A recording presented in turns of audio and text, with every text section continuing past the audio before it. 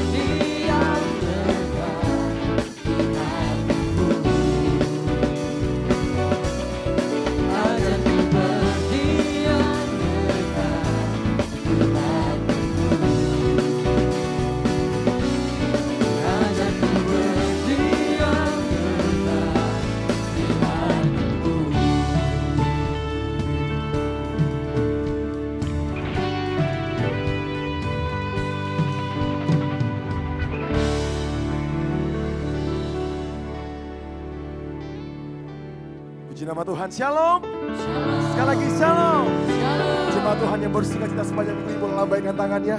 Kasih tepuk tangan paling dahsyat bagi nama Tuhan kita. Haleluya. Senang sekali sore hari ini kembali berjumpa dengan Bapak Ibu Saudara jemaat sekalian. Saya sungguh yakin dan percaya kehidupan kita di sepanjang minggu ini selalu diberkati dan dihiasi oleh kebaikan Tuhan.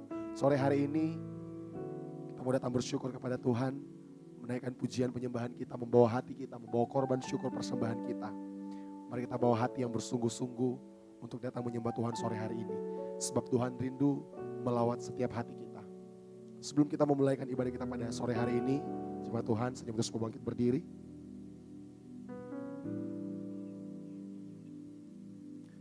Mari kita satukan hati kita tundukkan kepala, kita berdoa. Anugerah dan kebaikan Tuhan, itu yang terus melingkupi kehidupan kami. Kami bersyukur, kami berterima kasih kepadamu Tuhan, untuk penyertaan dan kebaikan-Mu yang selalu nyata dalam kehidupan kami. Sungguh kami berterima kasih untuk setiap kebaikan-Mu dan cinta-Mu yang terus kami terima dalam kehidupan kami Bapa. Sore hari ini kami rindu lebih lagi membawa hati kami, membawa kehidupan kami, penyembahan kami yang terbaik bagi nama-Mu Bapa. Dengan apa kami harus membalas setiap kebaikan-Mu yang kami terima dalam kehidupan kami Bapa. Selain kami bawa pujian, penyembahan kami, hati kami yang sungguh-sungguh untuk datang menyembah Engkau Tuhan.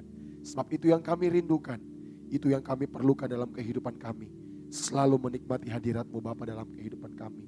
Ini setiap kehidupan kami, ini setiap hati kami. Kami mau persembahkan untuk hormat dan kemuliaan-Mu Bapa. Kami mau menyerahkan ibadah kami Tuhan. Dari awal, pertengahan hingga berakhirnya ibadah ini.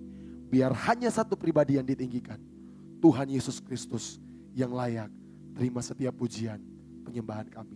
Di dalam nama Tuhan Yesus Kristus, jemaat Tuhan yang siap menyembah Tuhan. Mari sama-sama kita katakan, amin. Selamat menikmati hadirat Tuhan. Silakan duduk kembali jemaat Tuhan.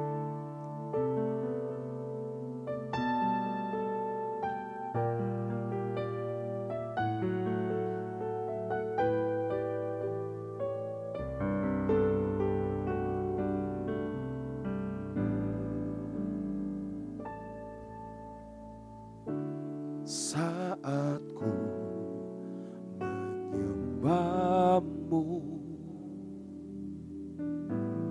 Roh-Mu bekerja.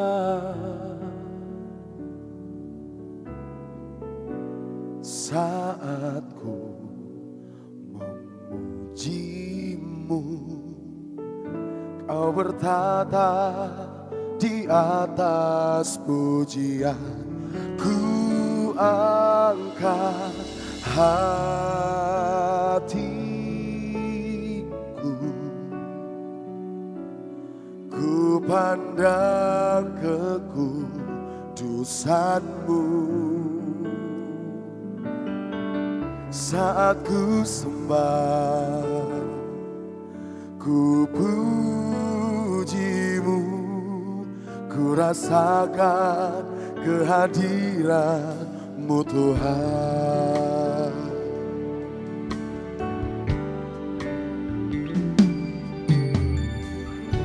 Saat ku menyembah-Mu, Roh-Mu bekerja. Saat ku memuji-Mu, Kau bertata di atas pujian. Ku angkat hatiku, ku pandang kekudusan-Mu. Saat ku sembah, ku puji-Mu, ku rasakan kehadiran-Mu Tuhan. Dengan segenap hati, sama-sama yang naikkan pujian ini di hadapan Tuhan. Saat ku menyembah-Mu, Roh-Mu bekerja di hidup kami Tuhan.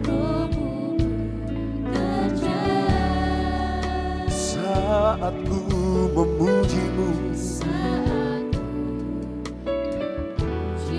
Kau bertata Tuhan, Kau bertata di atas pujian. Ku angkat hatiku, ku pandang kekudusan-Mu saat ku sembah, ku puji-Mu.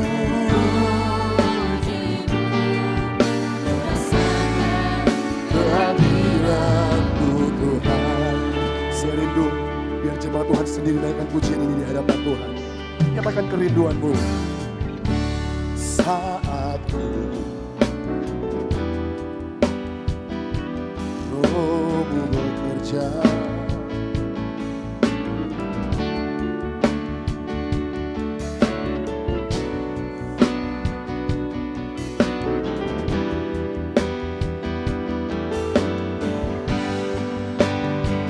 mari sama-sama kita katakan, ku angkat hatiku,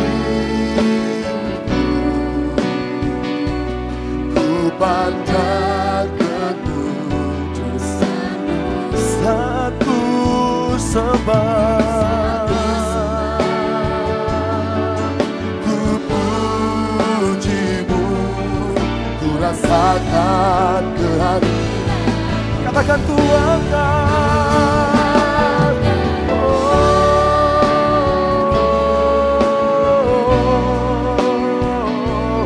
ku pandang kekudusan-Mu saat ku sembah, ku puji-Mu Tuhan. Kami rasakan kehadiran-Mu. Mari jemaat Tuhan katakan, oh, ku angkat hati, ku pandang kudusan-Mu saat ku sembah, saat ku sembah. Kami puji nama-Mu yang dahsyat Tuhan. Kami rasakan kehadiran-Mu. Mari jemaat Tuhan dengan segenap hati katakan, ku angkat hatiku.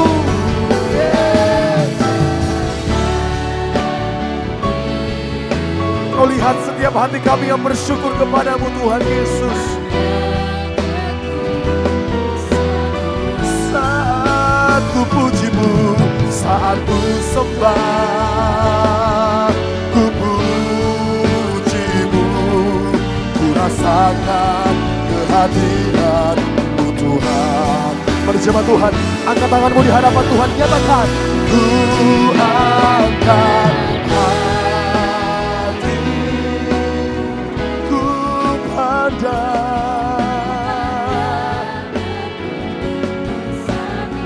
saat ku sembah, saat ku sembah. Kami puji nama-Mu Tuhan. Ku rasakan kehadiran-Mu Tuhan. Ku angkat hati, kami pandang kekudusan-Mu Tuhan. Saat ku sembah, saat ku sembah, kami puji nama-Mu Tuhan. Puji-Mu, ku rasakan kehadiran-Mu Tuhan. Ku angkat hati, ku pandang kekudusan-Mu. Mari pandang kekudusan Tuhan Bapak Ibu Saudara. Ku puji-Mu, ku rasakan kasih-Mu Tuhan. Lagi jemaat Tuhan katakan, ku angkat hati, ku angkat hatiku Tuhan, ku pandang kekudusan-Mu saat ku sembah, Saat ku sembah, ku pujimu.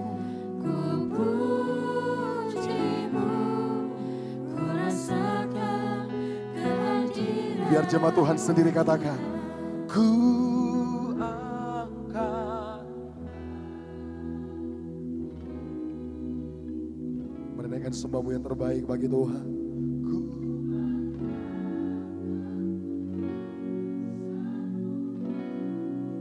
Saat kami pujimu Tuhan, ku pujimu.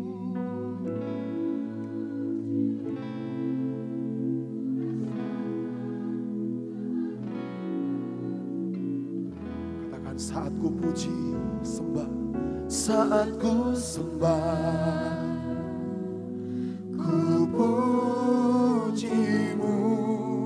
Ku rasakan kehadiran-Mu Tuhan.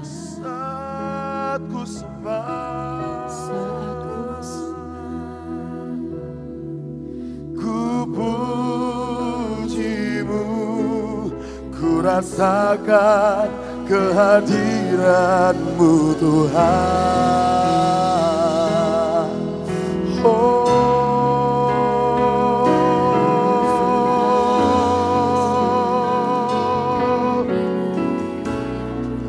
ku angkat hatiku,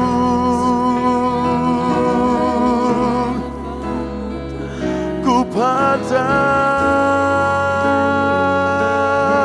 kekudusan-Mu, ku pandang kekudusan-Mu Tuhan. Oh, hatiku berserah padamu, hatiku berserah padamu Tuhan. Ini hatiku Tuhan, ini hidupku Tuhan. Mari Bapak Ibu Saudara sembah Tuhan Yesus sore hari ini. Naikkan sembahmu yang terbaik bagi Tuhan Bapak Ibu Saudara. Ku pandang kekudusan-Mu, ku pandang Kau Yesus. Oh,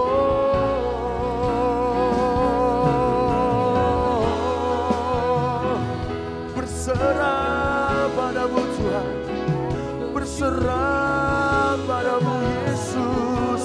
Oh, Bapakku yang setia,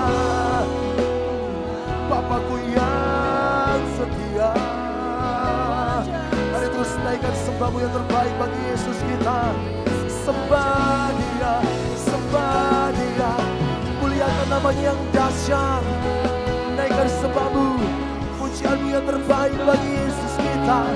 Haleluya, haleluya, haleluya.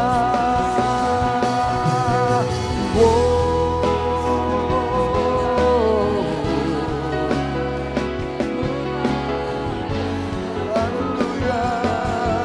Saat Roh-Mu hadir di tempat ini Tuhan Yesus, saat Roh-Mu bekerja dalam kehidupan kami, sungguh kami kuat di dalam-Mu Yesus. Sungguh kami percaya Tuhan Yesus, ketika Roh-Mu bekerja dalam kehidupan kami merasakan kehadiran-Mu, kami merasakan kehadiran-Mu Tuhan. Oh Yesus, terus sembah Tuhan Yesus, angkat hatimu, angkat pujian-Mu yang terbaik bagi Tuhan kita.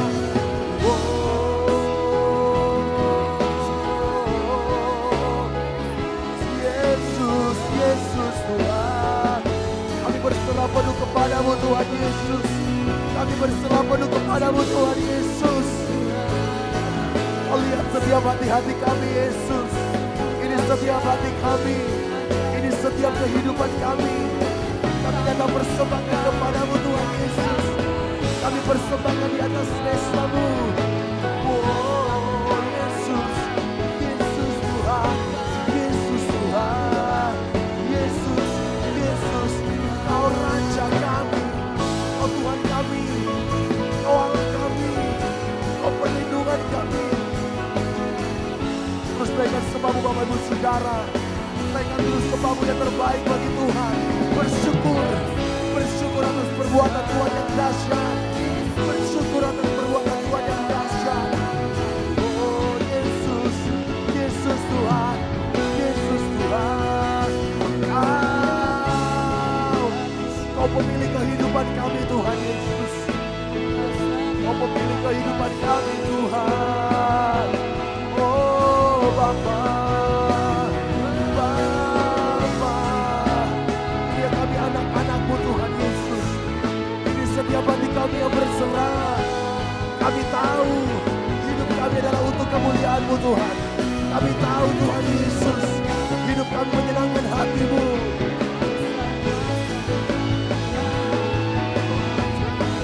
Sungguh teramat baik Engkau Tuhan Yesus. Teramat baik Engkau Tuhan Yesus. Sungguh teramat baik Engkau Tuhan. Tak pernah pudar kasih-Mu yang Kau berikan atas kehidupan kami.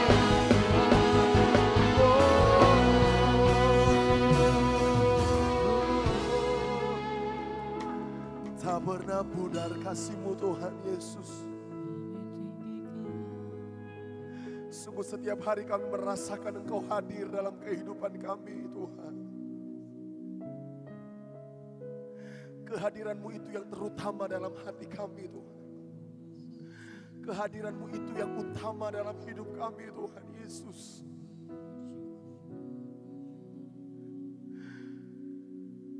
Mari Bapak Ibu Saudara, kita renungkan setiap kebaikan Tuhan yang Tuhan berikan atas kehidupan kita. Terlalu banyak kebaikan Tuhan yang Tuhan nyatakan atas kehidupan kita. Di saat kita tidak setia, Dia Tuhan yang tetap setia dalam kehidupan kita. Dia tidak pernah meninggalkan kehidupan kita. Dia selalu ada dalam kehidupan kita. Apapun musim kehidupanmu, Dia Tuhan yang tetap setia.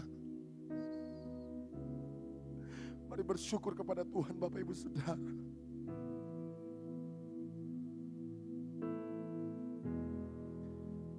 Mari tetap dalam hadirat Tuhan. Perlahan-lahan kita bangkit berdiri.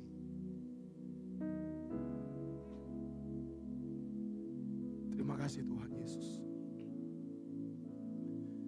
Terus sembah Tuhan Bapak Ibu Saudara.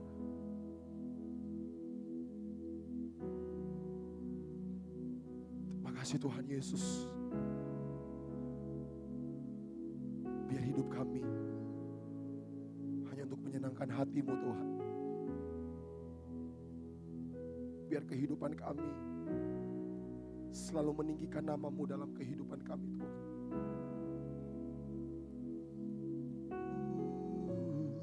Mari Bapak Ibu Saudara, buka kedua tanganmu di hadapan Tuhan. Nyatakan pujian ini. Mulutku penuh dengan pujian kepadamu ya Yesus Tuhan. Sepanjang hari ku beri penghormatan kepadamu ya Allah. Biar jemaat Tuhan sendiri nyatakan pujian ini. Mulutku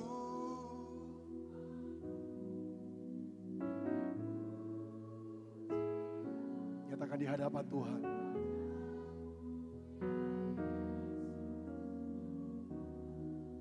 Sepanjang hari kami beri penghormatan kepadamu Tuhan. Penghormatan.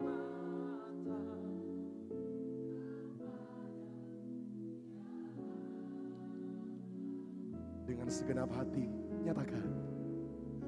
Mulutku penuh dengan puji kepadamu.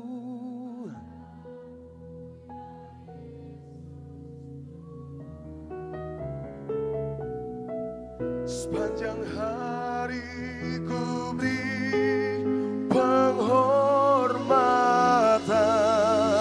kepadamu ya Allahku. Mari angkat tanganmu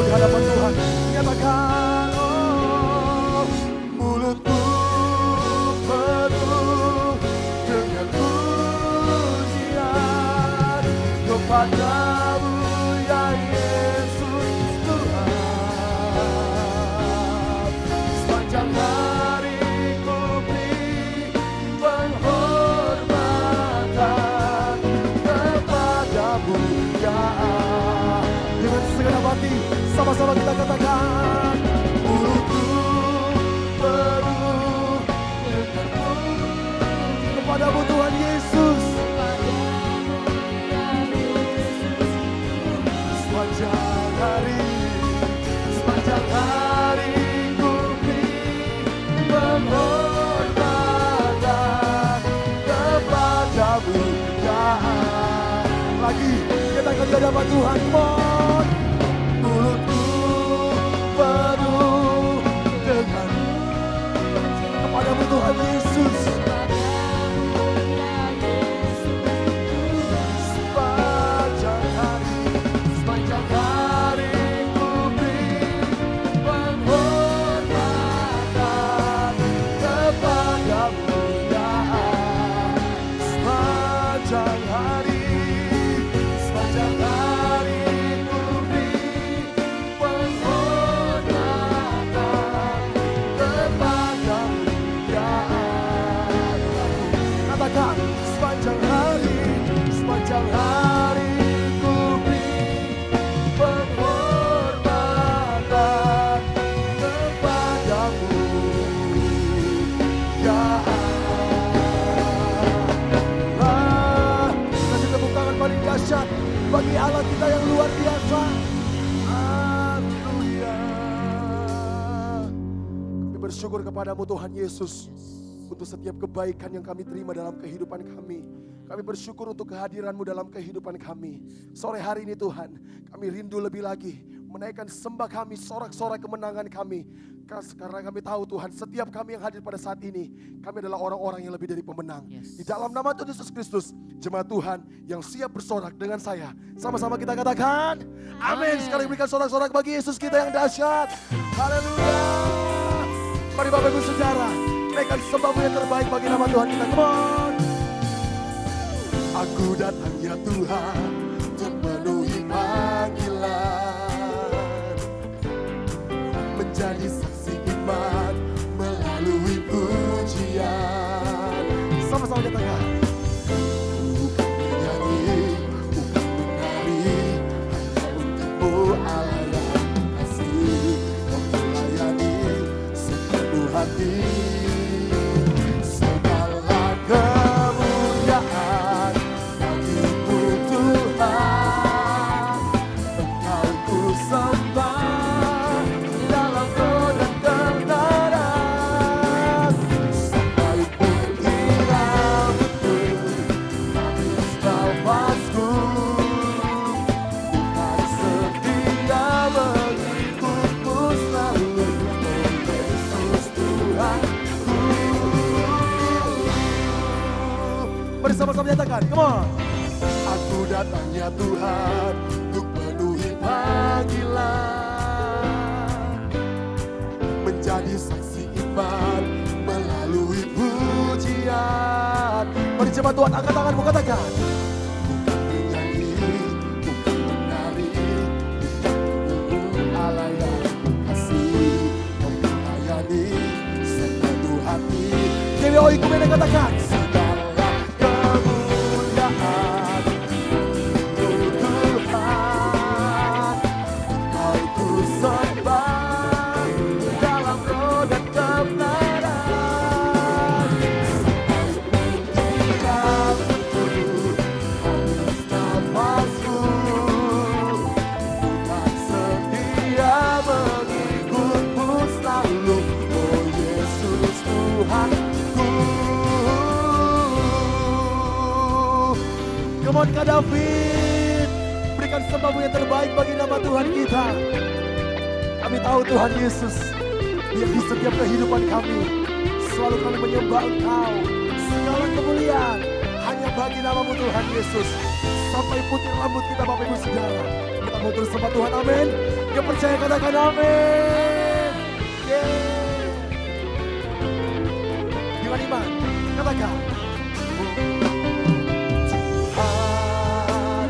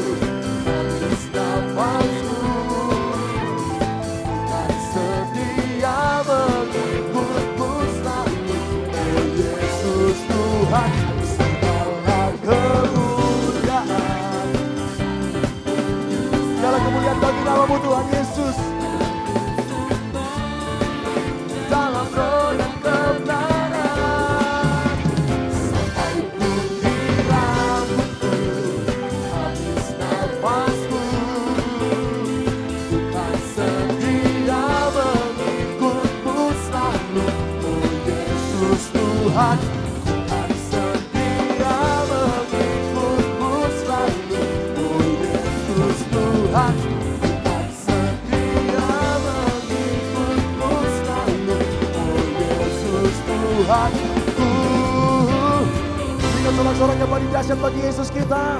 Segala kemuliaan hanya bagi nama-Mu Tuhan. Saya sungguh yakin dan percaya Yesus kita adalah Raja yang mulia, amin. Bapak Ibu Saudara boleh lihat samping kiri kanan, katakan Yesus kita Raja yang mulia. Haleluya.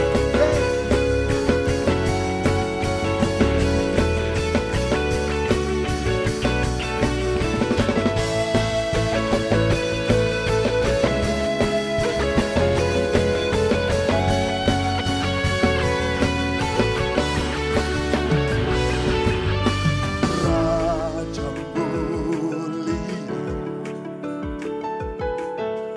Allah pemenang, Bapa yang kekal, berkuasa selamanya. Segala ciptaan sujud menyembah bagi yang mulia. Mari jemaat Tuhan, angkat tanganmu di hadapan Tuhan. Nyatakan, on.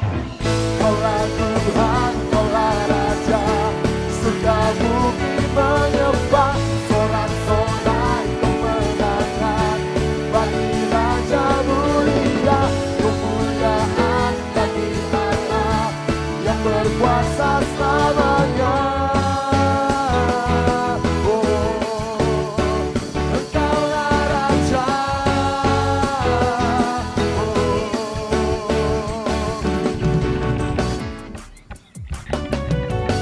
Segala ciptaan sujud menyembah bagi yang mulia, bagi yang mulia. Mari jemaat Tuhan Yesus, angkat tanganmu di hadapan Tuhan. Nyatakan, on. Kaulah Tuhan, kaulah Raja, surga bumi menyembah, sorak-sorai kemenangan bagi Raja mulia, kemuliaan bagi Allah yang berkuasa selamanya. Oh, GBOI Kumene katakan, kaulah Tuhan, kaulah Raja, surga bumi sorak-sorai kemenangan bagi Raja mulia, kemuliaan bagi Allah yang berkuasa selamanya. Serukan, Engkaulah Raja. Oh, musik memuji Tuhan.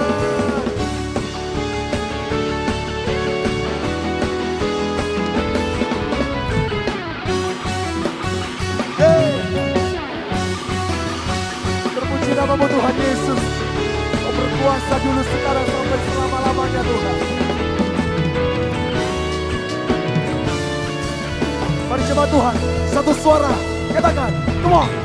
Kaulah Tuhan, kaulah Raja, surga bumi, sorak-sorai kemenangan bagi Raja mulia, kemuliaan bagi Allah yang berkuasa selamanya.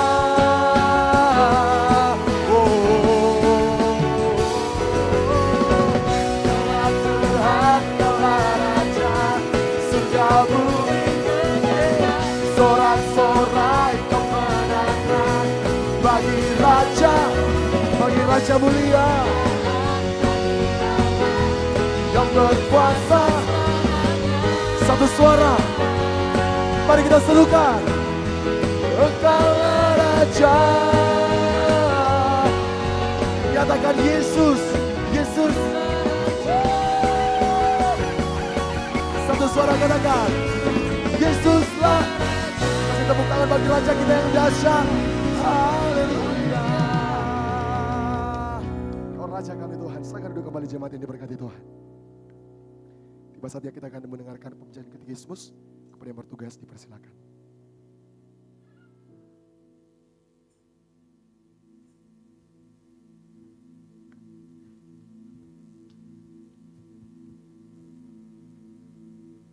Shalom jemaat Tuhan.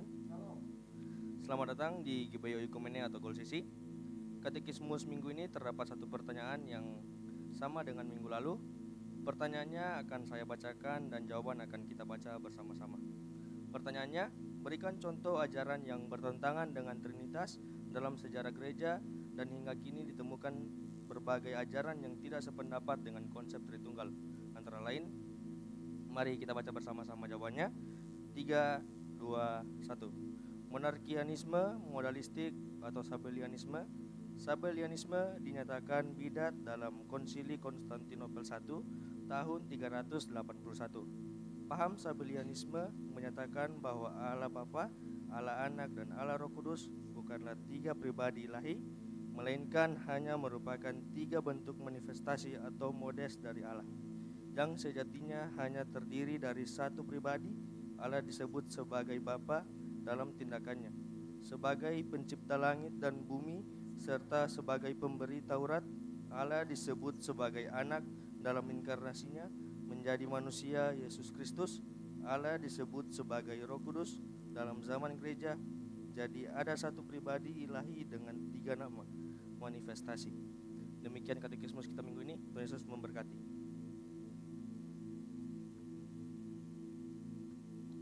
Puji nama Tuhan. Dahsyat Tuhan dalam setiap pujian dan penyembahan kita, amin. Bagi Bapak Ibu jemaat Tuhan yang bawa anak, boleh dibawa ke ruangan Daud, akan dilayani dan akan didoakan. Mari kita siapkan hati kita. Kita masuk dalam kebenaran firman Tuhan. Biarlah firman Tuhan dapat menjadi rema dalam kehidupan kita semua. Sungguh kami sangat cinta padamu Yesus. Kami bersyukur.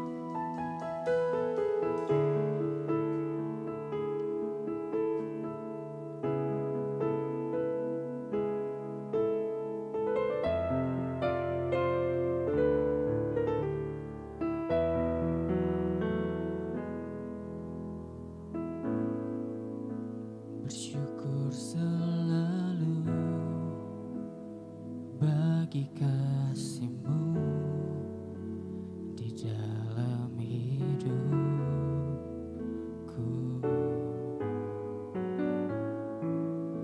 dan takkan ku ragu atas rencana-Mu untuk masa depanku.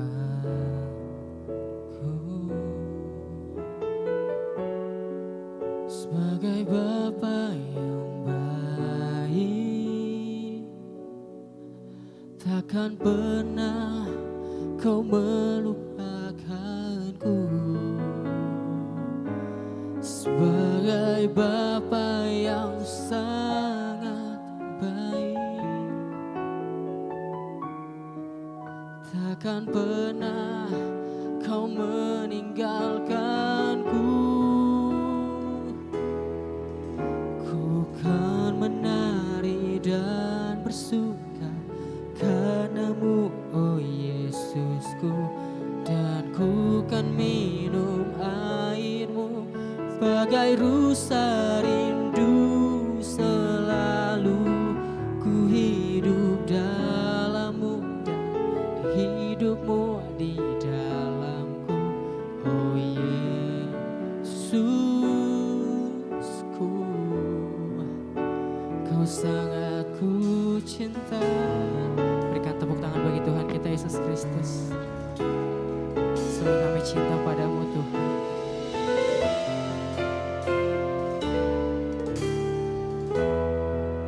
Mari sama-sama katakan pujian. Bersyukur selalu bagi kasih-Mu di dalam hidup. Takkan ku ragu Tuhan, Takkan ku ragu amin, atas rencana-Mu untuk masa depan. Sebagai Bapa, sebagai Bapa yang baik, amin Yesus. Takkan pernah Kau melupakanku. sebagai Bapa yang sangat baik, pernah Kau meninggalkanku. Angkat tanganmu bagi Tuhan. Ku kan menari dan bersuka katamu, oh Yesusku, dan ku kan minum airmu sebagai rusa rindu selalu. Ku hidup dalammu dan hidupmu di dalamku, oh Yesus.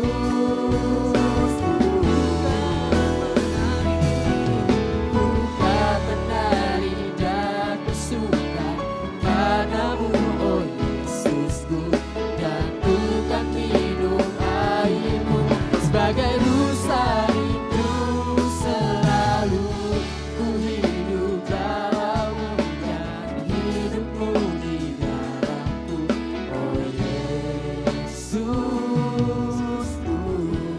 Dengan imanmu sama-sama katakan, ku kan menari dan bersuka padamu, oh Yesusku, dan ku kan minum airmu sebagai rusa rindu selalu. Ku hidup dalammu dan hidupmu di dalamku, oh Yesus.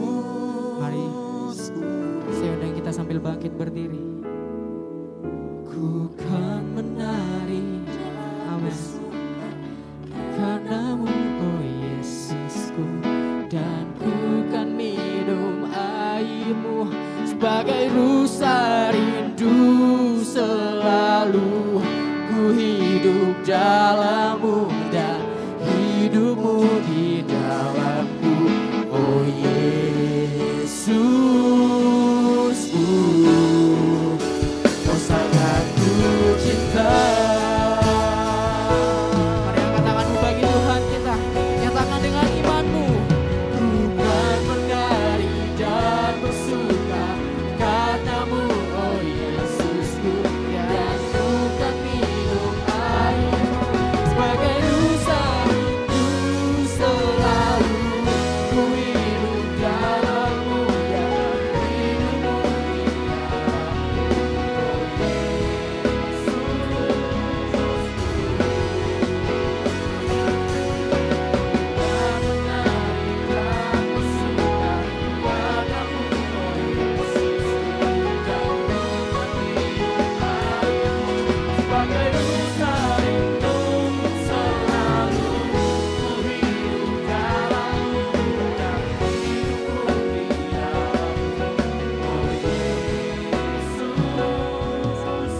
Katakan, ku kan menari, ku kan menari dan bersuka padamu, oh Yesusku, dan ku kan minum airmu sebagai rusa rindu selalu.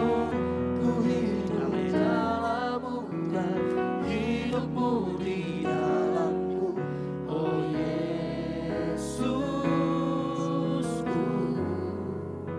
Kau sangat ku cinta. Katakan, oh Yesus, oh Yesusku, Kau sangat ku cinta. Sekali lagi katakan, oh Yesus, oh Yesusku,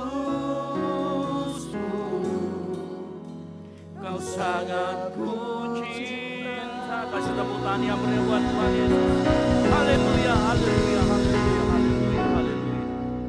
Sore hari ini kami datang karena kami tahu cinta kami hanya untuk Engkau, Tuhan. Oleh karena itu sore hari ini, Tuhan, biar dengan puji-pujian kami menata hati kami, dan biar puji-pujian kami merupakan pujian yang khusus hanya untuk Tuhan Yesus yang kami sembah. Dan tiba saatnya kami mau membuka hati kami mau buka mata kami, pendengaran kami mau fokus mendengarkan firman Tuhan. Roh Kudus berbicara kepada kami saat firman Tuhan disampaikan. Sampaikan apa yang ingin menjadi maksud dan kehendak-Mu di dalam kehidupan kami. Sehingga kehidupan kami saat datang tidak sama lagi saat kami pulang. Kami menerima revival, kami menerima kebangkitan, kami menerima terobosan dari Tuhan. Terima kasih Tuhan Yesus, urapi juga hamba-Mu yang akan memberitakan firman Tuhan. Sembunyikan hamba-Mu di balik salib-Mu, biar apa yang hamba-Mu katakan adalah isi hati-Mu. Sehingga jemaat-Mu sore hari ini datang, disegarkan, pulang membawa berkat dari Tuhan. Terima kasih Tuhan Yesus, kami siap mendengarkan firman Tuhan. Yang siap mendengarkan firman Tuhan, boleh sama-sama katakan, amin. Baik, silakan duduk Bapak Ibu Saudara sekalian. Baik, shalom. Sekali lagi yang keras, shalom. Puji Tuhan. Ya, di sore hari ini kita mengucap syukur karena Tuhan baik dalam kehidupan kita. Yang saya juga katakan amin. Boleh lihat samping kiri kanannya bilang Tuhan Yesus baik. Haleluya, haleluya. Ya, baik. Ini adalah minggu keempat kita belajar tentang revival. Kalau kita belajar di minggu pertama, revival berbicara tentang bagaimana itu adalah kedaulatan Tuhan dan bagaimana kita mempersiapkan diri kita. Di minggu kedua kita berbicara mengenai arah hati dan ketakutan kita sehingga kita bisa mempersiapkan revival terjadi dalam kehidupan kita. Di minggu ketiga, minggu lalu kita bicara apa hubungan pujian penyembahan dan revival. Dan di minggu keempat ini sebagai sebuah khotbah seri yang terakhir mengenai revival, kita akan berbicara bagaimana membangun altar atau membangun mezbah demi revival. Ya, dan saya yakin kita semua siap di tempat ini. Yang mengerti katakan amin. Yang siap katakan amin. Baik, kita akan buka sama-sama. Ya, kita akan bicara tentang mezbah, korban dan api. Mari kita buka sama-sama dalam 1 Raja-Raja 18 ayat 30 sampai dengan 39. Nah, saya akan membacakan ayat yang genap, Bapak Ibu Saudara sekalian, ayat yang ganjil. Ayat 39 kita akan membaca secara bersama-sama. 1 Raja-Raja 18 ayat 30 sampai dengan 39. Saya jemput jemaat Tuhan bangkit berdiri.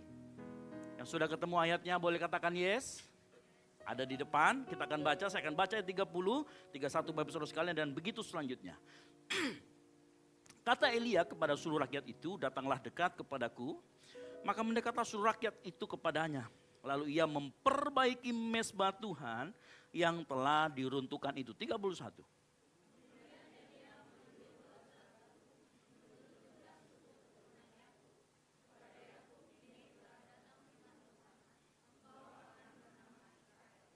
Ia mendirikan batu-batu itu menjadi mezbah demi nama Tuhan. Dan membuat suatu parit sekeliling mezbah itu yang dapat memuat 2 sukat benih. 33.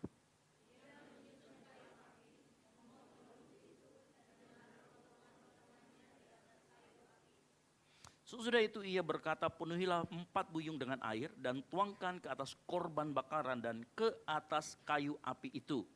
Kemudian katanya, buatlah begitu untuk kedua kalinya. Dan mereka berbuat begitu untuk kedua kalinya. Kemudian katanya, buatlah begitu untuk ketiga kalinya. Dan mereka berbuat begitu untuk ketiga kalinya. 35.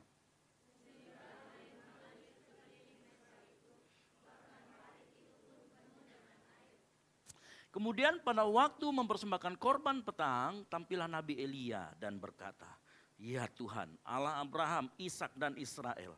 Pada hari ini biarlah diketahui orang bahwa Engkaulah Allah di tengah-tengah Israel. Dan bahwa aku ini hamba-Mu. Dan bahwa atas firman-Mu lah aku melakukan segala perkara ini. 37.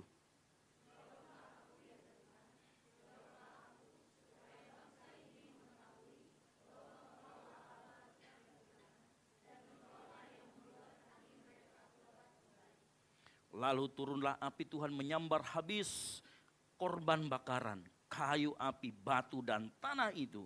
Bahkan air yang di dalam parit itu habis dijilatnya. 39 sama-sama.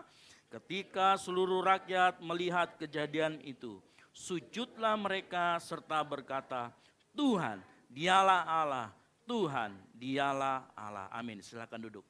Berbagai orang yang membaca, mendengarkan, merenungkan dan melakukan firman Tuhan. Nah, sebelum kita lanjut mengenai apa yang kita bahas mengenai membangun altar demi revival, saya sedikit cerita latar belakang apa yang terjadi dari 1 Raja-Raja 18 ayat 30.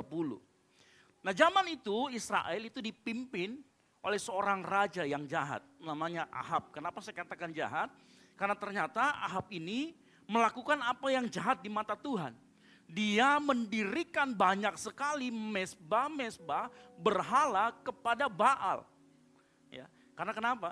Karena dia menikah dengan seseorang wanita yang namanya Isabel. Isabel ini ternyata adalah seorang anak dari memang yang orang yang suka berhala, tidak percaya kepada Tuhan. Dan ini kemudian membuat Ahab mengikuti apa yang dilakukan oleh Isabel.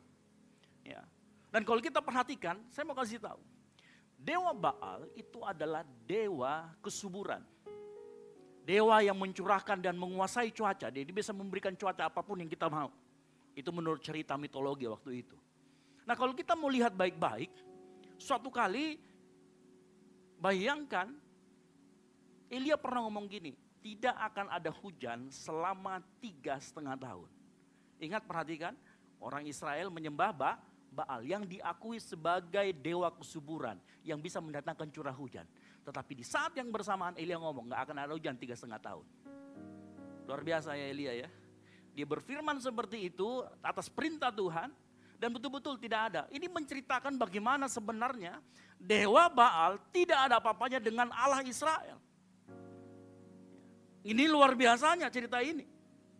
Bayangkan ya, katanya dewa kesuburan, bisa mendatangkan hujan. Ternyata hujannya kering. Harusnya orang Israel itu sudah mengerti. Tapi ternyata orang Israel juga bebal, belum mengerti. Akhirnya datanglah kesempatan kedua yang kita baca di sini, yaitu kemudian datanglah lagi Elia ngomong, kumpulkan semua nabi Baal di Gunung Karmel. Kita akan adu. Ya, adu mekanik di sana kan gitu ya. Kita adu mekanik siapa yang benar-benar Tuhan. Baal atau Allah Israel. Atau Tuhan Israel. Akhirnya dikumpulkanlah di Gunung Karmel. Bapak Ibu tahu Gunung Karmel itu apa? Gunung Karmel itu adalah posisinya di perbatasan Israel dan Fenisia. Dia menjorok agak ke laut. Dan di waktu itu, zaman itu, daerah Gunung Karmel itu adalah letak yang paling subur di antara semua daerah di Israel. Jadi bayangkan sebenarnya Gunung Karmel ini adalah sarang dari para nabi Baal. Ya saya ulangi lagi, jadi Gunung Karmel dipilih itu karena itu memang sarang dari nabi-nabi Baal. Makanya perhatikan, di mana orang bisa ngumpulin 450 orang nabi Baal dengan cepat kalau bukan di kandangnya sendiri. Dan tebak siapa yang pergi sendiri ke sana? Hanya Elia saja. Jadi Elia melawan 400 kurang lebih 400-450 nabi Baal. Di kandangnya nabi Baal itu. Di kandangnya dewa Baal. Ya, kalau zaman sekarang ya macam kalau kita pendukungnya Barca pergi ke kandangnya Real Madrid. Kan gitu ya. Ini bayangkan. Jadi bagaimana makanya dikatakan di sana 1 lawan 400 sampai 450 ribu. Ini melawan nabi-nabi Baal. Dan perhatikan, ternyata di Gunung Karmel ada mezbah di sana. Nah kita akan lihat nanti, di Gunung Karmel ternyata ada 2 mezbah. Sebelum saya sampai ke sana, saya mau kasih tahu, apa itu mezbah? Ya. Nah perhatikan dalam 1 Raja-Raja 18 ayat 30, di sana yang pertama ada mezbah yang bekas untuk mempersembahkan korban kepada Tuhan atau Yahweh Allah Israel. Yang satu lagi ada mezbah Baal. Kalau kita baca dalam 1 Raja-Raja 18 ayat 30, ia memperbaiki mezbah. Jadi mezbahnya sudah ada di sana, tetapi rusak atau roboh. Nah mezbah itu selalu berbicara atau merupakan simbol, representasi simbol atau representasi visual dari hubungan kita dengan Tuhan. Jadi mezbah ini bukan sembarang mezbah. Mezbah dalam semua Alkitab, dari kalau kita membaca dari Kejadian sampai Wahyu, mezbah itu selalu simbol tentang relasi kita dengan Tuhan. Nah nanti coba baca. Kain dan Habel waktu dia mempersembahkan, saya yakin ada mezbah juga di sana. Ya. Itu adalah representasi dia dengan Tuhan hubungannya. Nuh, pertama kali disebut kata mezbah itu waktu Nuh. Dalam Kejadian 8 ayat 20, lalu Nuh mendirikan mezbah bagi Tuhan. Ini pertama kali di Alkitab. Tapi saya yakin bukan pertama kali karena ada kejadian Kain dan Habel. Ya. Nuh juga mendirikan mezbah. Dia ngapain? Dia bikin perjanjian dengan Tuhan. Setelah dia dirikan mezbah, apa yang dikatakan Tuhan? Karena saya mengingat janjiku sama kamu Nuh, saya tidak akan menurunkan lagi banjir sehebat ini lagi. Sehingga kalau hujan akan ada pelangi. Nah, itu ceritanya ada pelangi. Siapa lagi yang pernah ketemu dengan mezbah? Yakub. Yakub waktu lari dari Esau, saudara kembarnya, dia tidur lalu ketemu di Betel, ada malaikat turun naik terus dia ngomong, tempat ini suci, saya akan dirikan mezbah. Dan dia bikin perjanjian sama Tuhan. Tuhan, kalau engkau memberkati aku kemanapun aku pergi, segala yang aku miliki 10% itu punyamu. Dia bikin perjanjian. Jadi mezbah selalu berhubungan dengan relasi Tuhan dengan umatnya. Di mezbah ada pengakuan akan kehadiran Tuhan. Di mezbah ada tempat untuk bersyukur. Di mezbah adalah cara kita mengikat janji dengan Tuhan. Singkatnya, mezbah adalah simbol dari sebuah hubungan. Ya.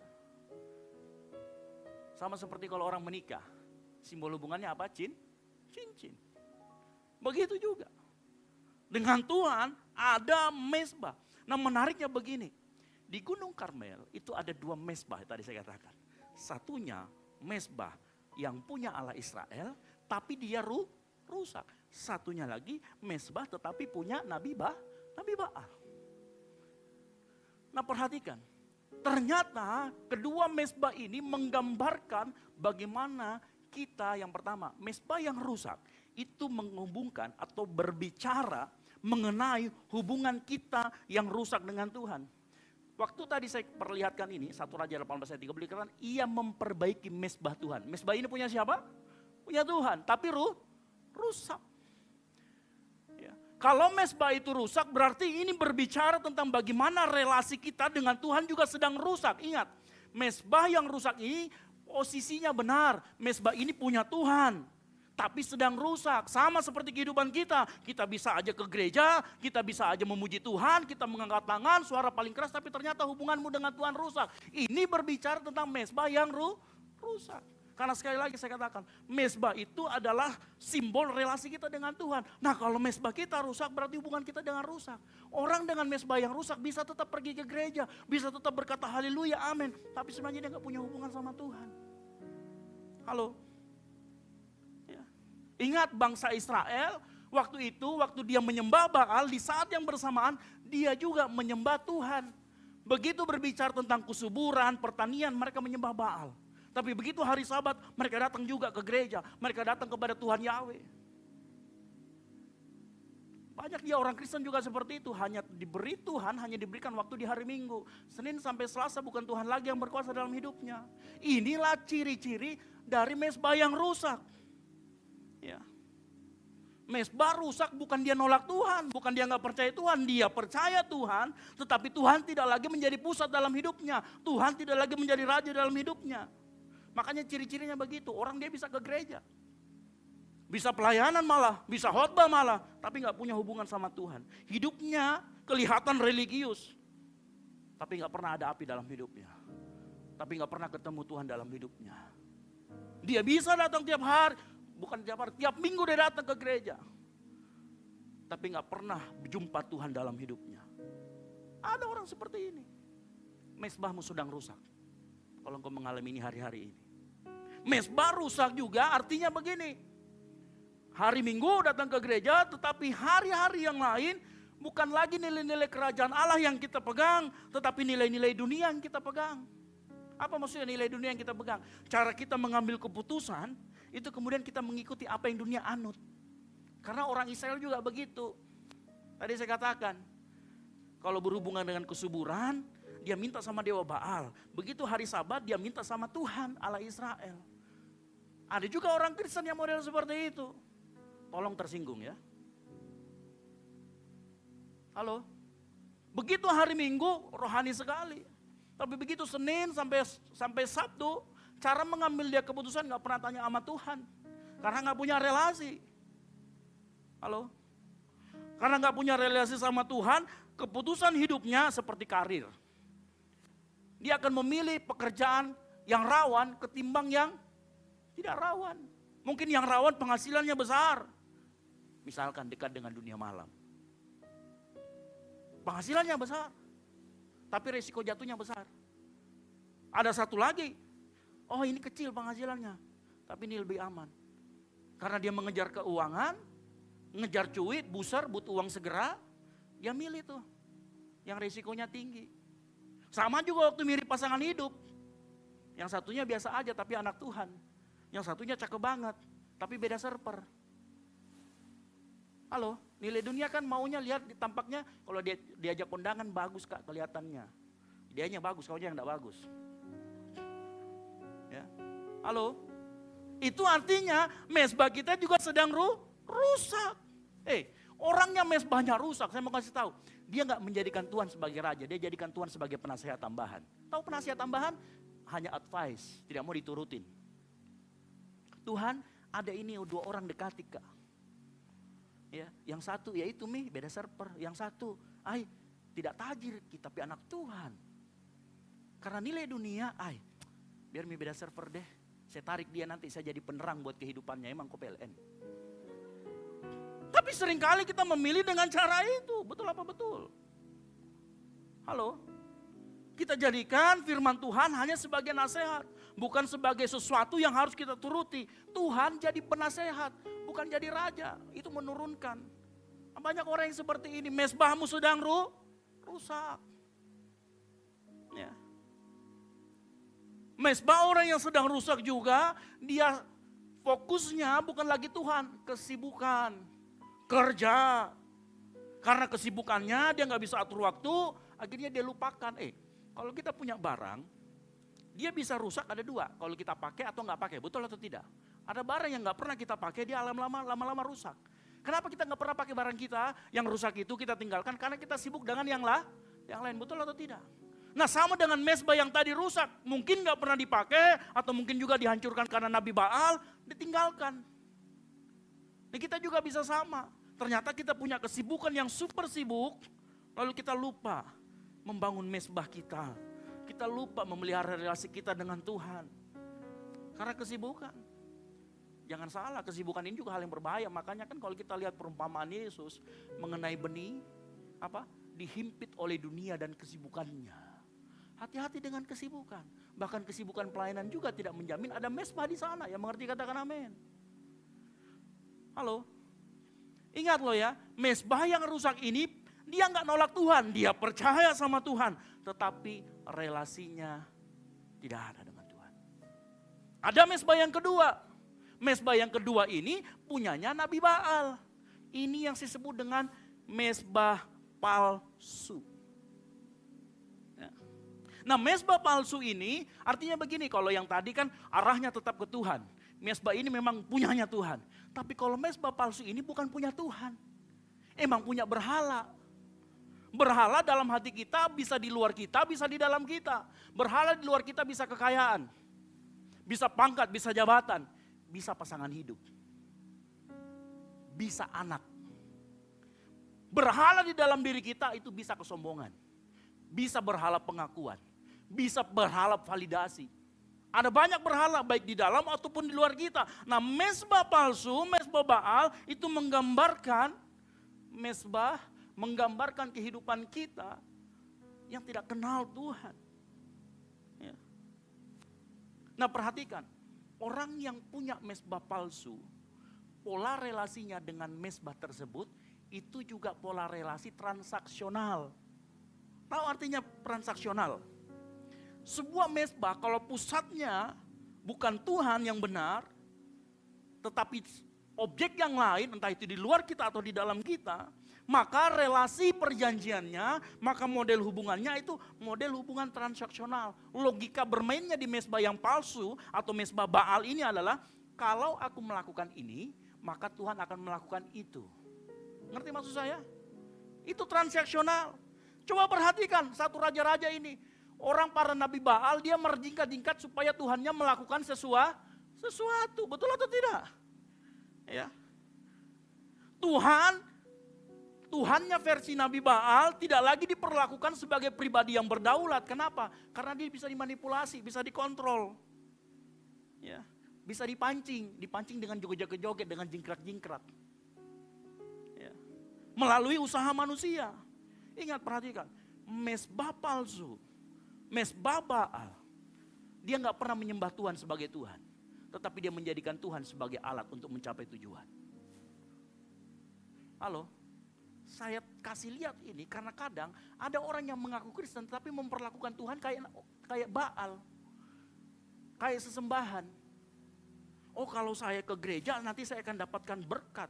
Oh nanti kalau saya menyembah Tuhan Yesus, saya akan dapat kesembuhan. Iya dapat, tapi kalau kita hanya berhenti sampai di situ, kamu sedang memanipulasi Tuhan.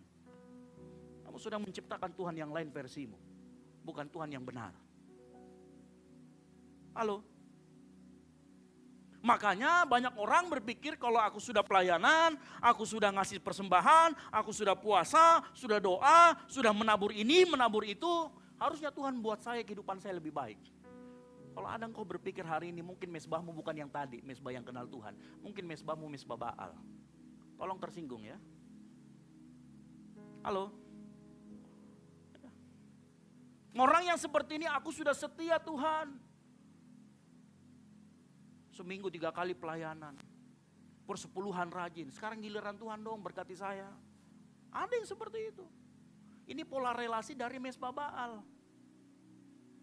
Dan mesbah Baal dia akan selalu mengandalkan performanya. Performa manusia.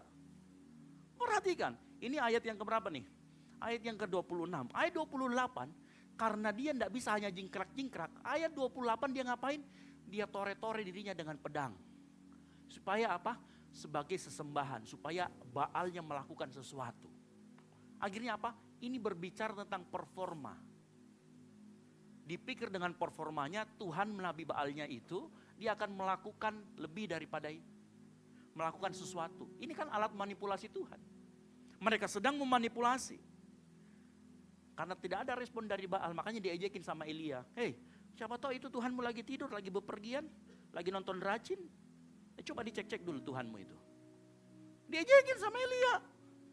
Ya, perhatikan. Orang yang hidupnya ternyata menyembah atau sebenarnya hidupnya itu seperti mesbah Baal, dia akan bermula dari doa menjadi teriakan, dari teriakan jadi tarian, tarian akhirnya melukai diri. Ini menciptakan performa yang palsu, akhirnya apa? Menciptakan yang disebut dengan kelelahan rohani. Rohaninya menjadi lelah, kenapa? Karena dia mau performanya yang terbaik, yang diperlihatkan performa manusia. Ini mesbah Baal. Ini mesbah palsu. Makanya kalau engkau masih sampai saat ini masih hidup dengan pola transaksional, ingat polanya ya. Kalau aku melakukan ini, Tuhan harus lakukan ini. Berarti yang kamu sembah bukan Tuhan. Karena Tuhan punya kedaulatan sendiri terhadap hidupmu. Nah, perhatikan. Revival tidak mungkin terjadi atau bertumbuh di atas mesbah yang rusak ataupun mesbah Baal yang palsu. Selama mesbah rusak atau mesbah palsu itu masih ada, maka yang terjadi bukan kebangunan rohani, melainkan performamu yang harus kamu tingkatkan terus menerus, dan akhirnya engkau akan jadi lelah, engkau akan menjadi capek. Selama engkau belum sampai di titik seperti Daud yang lebih memilih takut kehilangan relasi dengan Allah, maka engkau nggak akan terjadi revival. Kita sudah belajar minggu lalu. Daud disebut berkenan kepada Allah, kenapa? Karena dia lebih memperhatikan bagaimana hubungannya dengan Tuhan ketimbang tahtanya, ketimbang reputasinya, ketimbang segala kekayaannya. Bapak Ibu dengar baik. Mesbah memang tidak bisa memaksa revival, karena revival itu datangnya dari Tuhan. Tetapi dengar baik, mesbah yang diperbaiki, mesbah yang benar, mesbah yang arahnya ke Tuhan, itu adalah tempat satu-satunya yang layak bagi revival yang terjadi kalau Tuhan berkenan. Memang kita nggak bisa maksa Tuhan untuk terjadi revival. Tapi perhatikan, mesbah yang benar itu tempat satu-satunya di mana Tuhan akan melakukan revival. Dan tidak pernah ada dalam Alkitab ada kecocokan antara revival yang asli dengan mesbah yang rusak dan yang palsu. Kenapa? Kan tadi saya katakan, mesbah yang palsu selalu memanipulasi Tuhan supaya Tuhan berkehendak sesuai dengan keinginan hatinya, artinya Tuhan gak bebas. Nah Tuhan gak mungkin seperti itu. Tuhan maunya dia berdaulat, dia bertindak bebas. Sementara mesbah yang palsu, Allah bisa diatur sesuai dengan skema manusia. Gak cocok, gak kompatibel. Makanya dengar baik.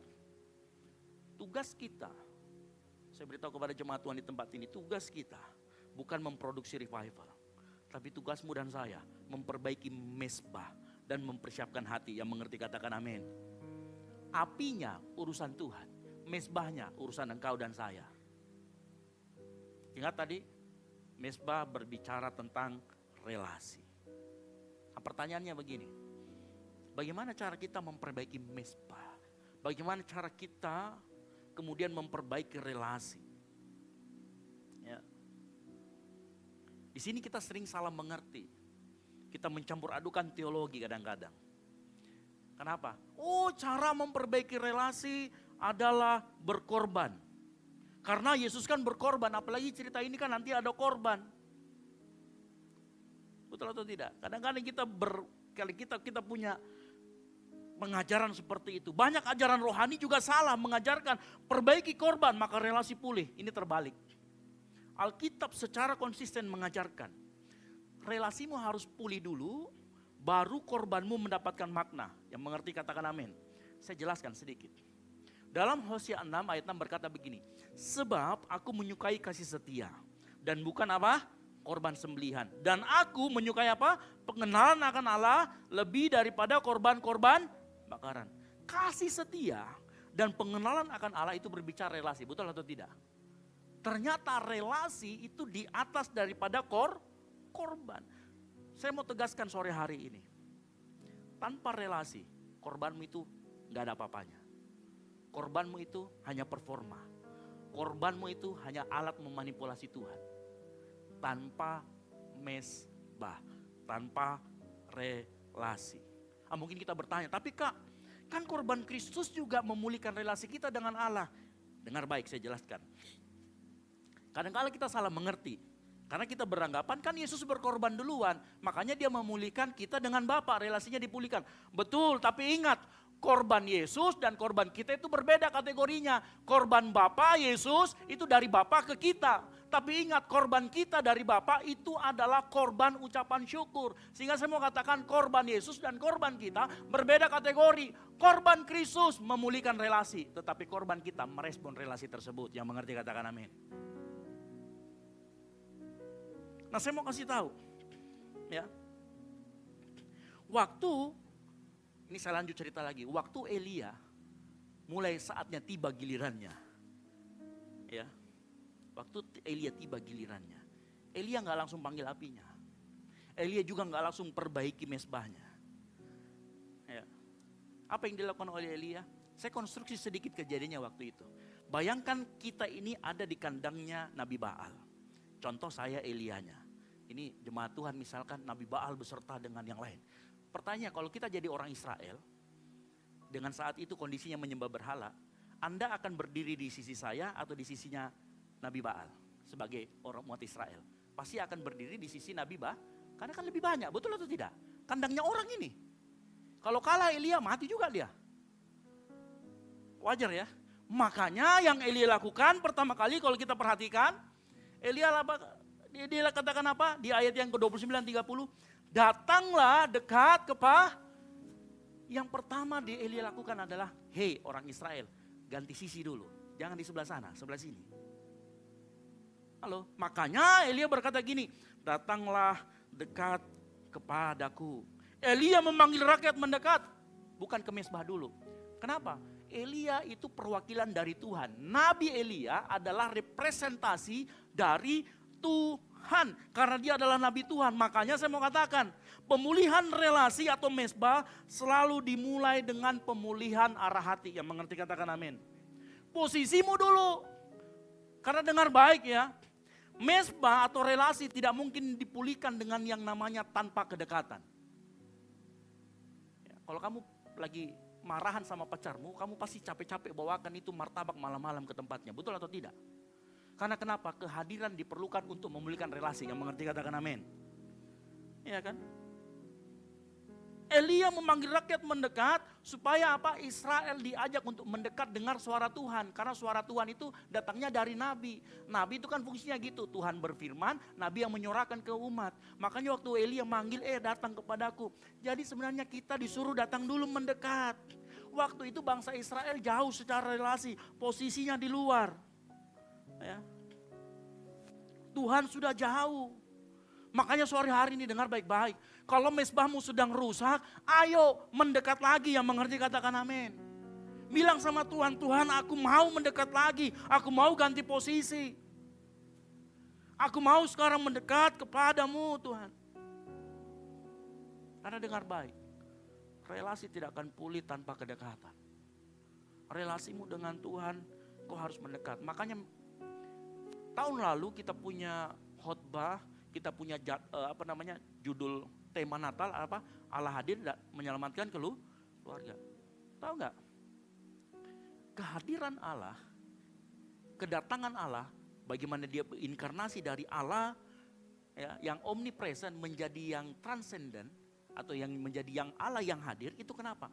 Karena dia harus hadir dalam memulihkan relasi.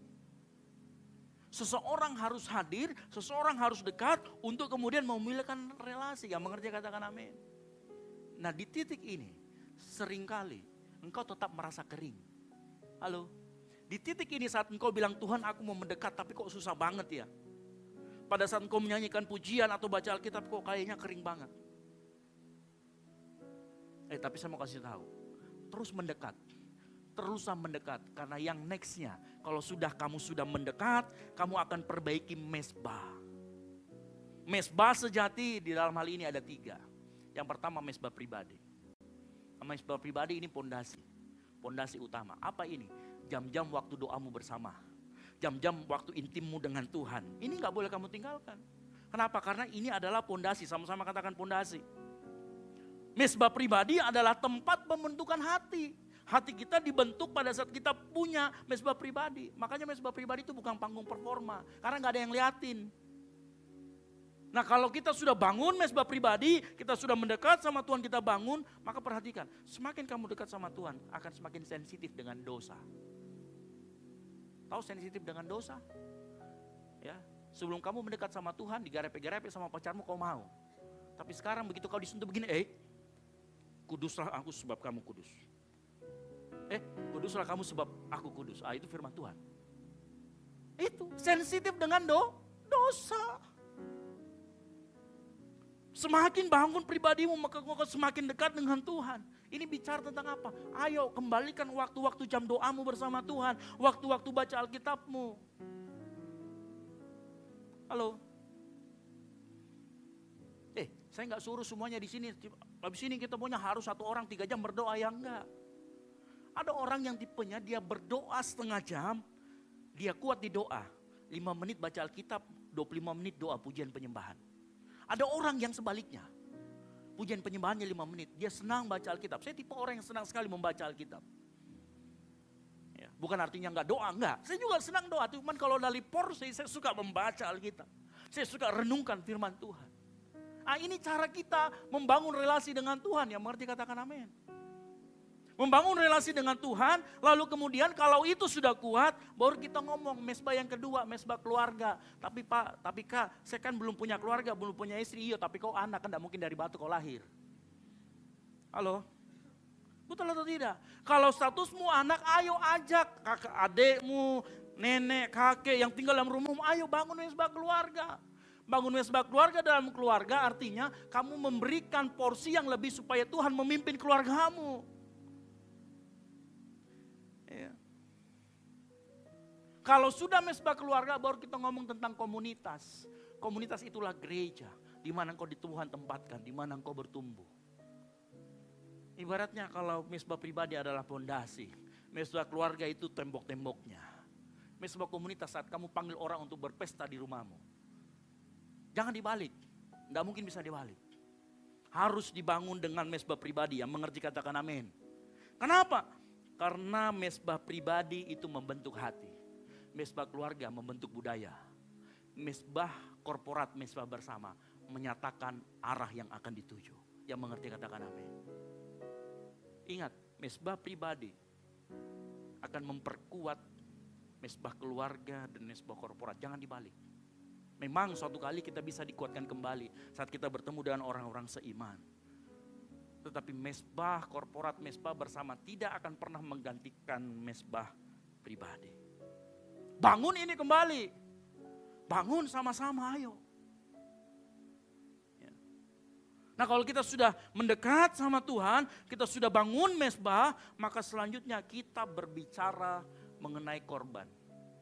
Karena mesbah tanpa korban, kamu hanya bikin sebuah panggung. Halo? Mesbah tanpa korban itu bukan mesbah, itu panggung. Panggung yang kita pakai untuk memperlihatkan kemampuan kita. Nah kita akan bicara tentang korban berikutnya. Dalam kitab Imamat, korban itu ada 5 yang harus dilakukan oleh imam-imam Israel. Salah satunya adalah korban bakaran. Nah, kelima korban ini itu punya fungsi masing-masing, termasuk korban bakaran.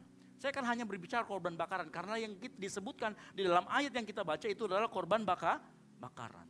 Nah, korban bakaran fungsi totalnya adalah penyerahan total kepada Tuhan. Jadi apapun yang ada di dalam mezbah bakaran itu semuanya Tuhan, untuk Tuhan. Karena begini, ada korban yang lain selain dari korban bakaran itu diberikan juga kepada imam. Ada yang diberikan, kalau misalkan gini, selain korban yang ini, yang korban bakaran, ada korban yang kalau kita bawa ke imam, imam itu bagi juga ke kita. Imamnya juga dapat. Lalu ada yang dikasih juga ke Tuhan, itu ada. Tetapi khusus korban bakaran, itu semuanya untuk Tuhan. Karena fungsi dari korban bakaran adalah penyerahan total. Dan fungsi dari korban bakaran adalah bentuk ucapan syukur. Sama-sama katakan ucapan syukur. Jadi bentuk korban bakaran adalah untuk ucapan syukur. Dan korban bakaran ini dilakukan saat pagi dan petang. Makanya kalau kita lihat ayat 29 dia berkata apa? Sesudah lewat tengah hari mereka kerasukan sampai waktu apa? Mempersembahkan korban petang. Korban petang itu bicara tentang korban bakaran. Nah, di sini yang menariknya saya jelaskan. Relasi atau hubungan itu selalu ditandai dengan pemberian. Mengerti maksud saya? Kalau kamu punya pacar, kamu gak pernah memberi sesuatu kepada pacarmu, jangan sampai kamu relationshipmu toksik. Halo? Karena relation yang toksik itu dia hanya mau menerima tapi gak pernah mau memberi. Betul ya? Itu kan orang narsis yang begitu. Ya. Tapi dalam relasi yang sehat maka engkau harus memberi. Nah, memberi ini apa bedanya dengan yang transaksional? Transaksional kan juga memberi, betul atau tidak? Tapi bedanya adalah fungsinya. Dalam relasi transaksional, korban dijadikan alat tawar-menawar untuk diskusi, untuk negosiasi. Tetapi dalam korban bakaran, apa yang kita berikan, apa yang ada di mezbah itu adalah ucapan syukur. Penyerahan total kepada Tuhan. Makanya saya mendengarkan baik-baik. Pada saat tadi engkau sudah mendekat, mezbahmu kamu sudah pasang, kamu harus kasih korban bakaran di atasnya. Nah, korban bakaran ini adalah ekspresi dari relasi tadi yang mulai dipulihkan. Ingat, ekspresi, hasilnya, relasi yang dipulihkan. Karena kalau tidak ada korban di atasnya, maka mezbahmu hanya sekedar aksesori ritual. Tetapi kalau mezbah ditambah korban, perhatikan, mezbah ditambah korban, ini adalah kondisi hati yang siap untuk di-revival. Nah, mungkin kita bicara begini, apa yang kita korbankan di atas mezbah itu? Perhatikan 1 Raja-Raja 18 ayat 33 sampai 34. Dia berkata begini. Ia menyusun kayu api, memotong lembu, ingat yang dipotong apa? Lembu dan ditaruh potongan-potongannya di atas kayu api. Menarik. Ya. Lembu yang dipotong-potong berarti kita bicara tentang daging. Betul ya? Dagingnya di atas ditaruh situ semuanya, sak kepalanya. Jadi kalau misalkan kayak Thomas di situ mau dapat bagian pahanya nggak bisa. Karena itu semua dipersembahkan. Nggak bisa, nanti saya beli ya. Nggak bisa. Atau penjual sop lidah nggak bisa. Pak, nanti saya minta sop lidahnya ya, buat lidahnya buat saya bikin sop, nggak bisa. Karena semuanya harus dipersembahkan. Ya. Yang pertama apa tadi? Sapi kedagingannya ditaruh di atas. Itu bicara tentang kedagingan kita. Yang kedua, dia bicara apa? Air. Airnya ada berapa? 4 buyung kali 3. Totalnya berapa? 12 ya, bukan 15. Konsentrasi. Ya. Ada 12, itu 12 sama mirip dengan 12 batu yang diambil sama Elia. Nah, kenapa ditaruh juga air? Yang pertama, dengar baik. Air itu berbicara begini, supaya kalau api turun, apinya Tuhan itu beda daripada apa yang lain. Ingat, api yang lain membakarnya dari atas ke bawah. Api Tuhan membakarnya dari atas ke bawah. Kalau api dari manusia dari bawah ke atas. Betul ya? Nah, kalau yang ini, kenapa harus ditaruh air? Supaya begini, ini membuktikan bahwa nanti kalau ini dilalap api, itu bukan hasil manipulasi. Itu betul-betul kuasa Tuhan. Makanya ditaruh air, itu yang pertama. Nah, yang kedua, kenapa ditaruh air? Karena gini, air itu waktu kekeringan 3,5 tahun, itu barang berharga, betul atau tidak? Orang sudah kehausan, Elia buang-buang air di atas mezbah itu. Jadi air yang kedua itu berbicara tentang sesuatu yang berharga. Sementara potongan-potongan daging itu berbicara tentang kedaginganmu.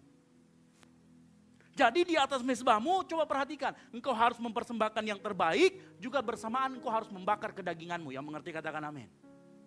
Baru mezbahmu dan korbanmu siap untuk terjadi revival. Nah, cuman pertanyaannya begini, mungkin kita bingung. barang apa, benda apa yang kalau kedagingan kita taruh di atas, tapi juga itu berharga dalam hidup kita. Nah ini yang kita menyinggung. Tuhan antar saya ke sebuah cerita tentang orang muda yang kaya dalam Lukas 18 ayat 23. Perhatikan. Lukas 18 ayat 22 dan 23 dia berkata gini, mendengar itu Yesus berkata kepadanya, masih tinggal satu hal lagi yang harus kau lakukan. Jualah segala yang kau miliki dan bagikanlah itu kepada orang miskin, maka engkau akan beroleh harta di surga. Kemudian datanglah kemari dan ikutlah aku. Nah perhatikan, ini versi perjanjian baru. Apa yang kita persembahkan di atas mezbah itu. Ya. Sama seperti orang muda kaya itu, ada 3 area yang sebenarnya kedagingan sering muncul di situ, tetapi itu buat sangat berharga. Area yang pertama adalah identitas.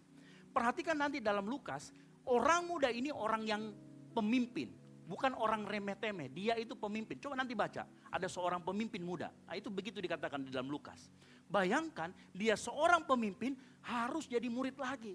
Identitasnya harus dikorbankan. Betul atau tidak? Yang kedua, dia harus melepaskan kenyamanan. Kenyamanan orang sumbernya dari mana biasanya? Dari kekayaan. Betul ya, dari kekayaan. Kita nih nanti misalkan pulang, daripada saya makan di rumah supaya nyaman, kita makan nanti di Pizza Hut. Itu kan kekayaan, harus pakai uang. Yang ketiga, waktu. Ingat, yang kedua tadi saya mundur sedikit. Yang kedua, waktu Yesus ngomong, jual segala hartamu, bagikan kepada orang miskin. Itu kan bicara tentang korbankan kenyamananmu, berharga itu kekayaanmu buang. Yang ketiga bicara tentang area apa?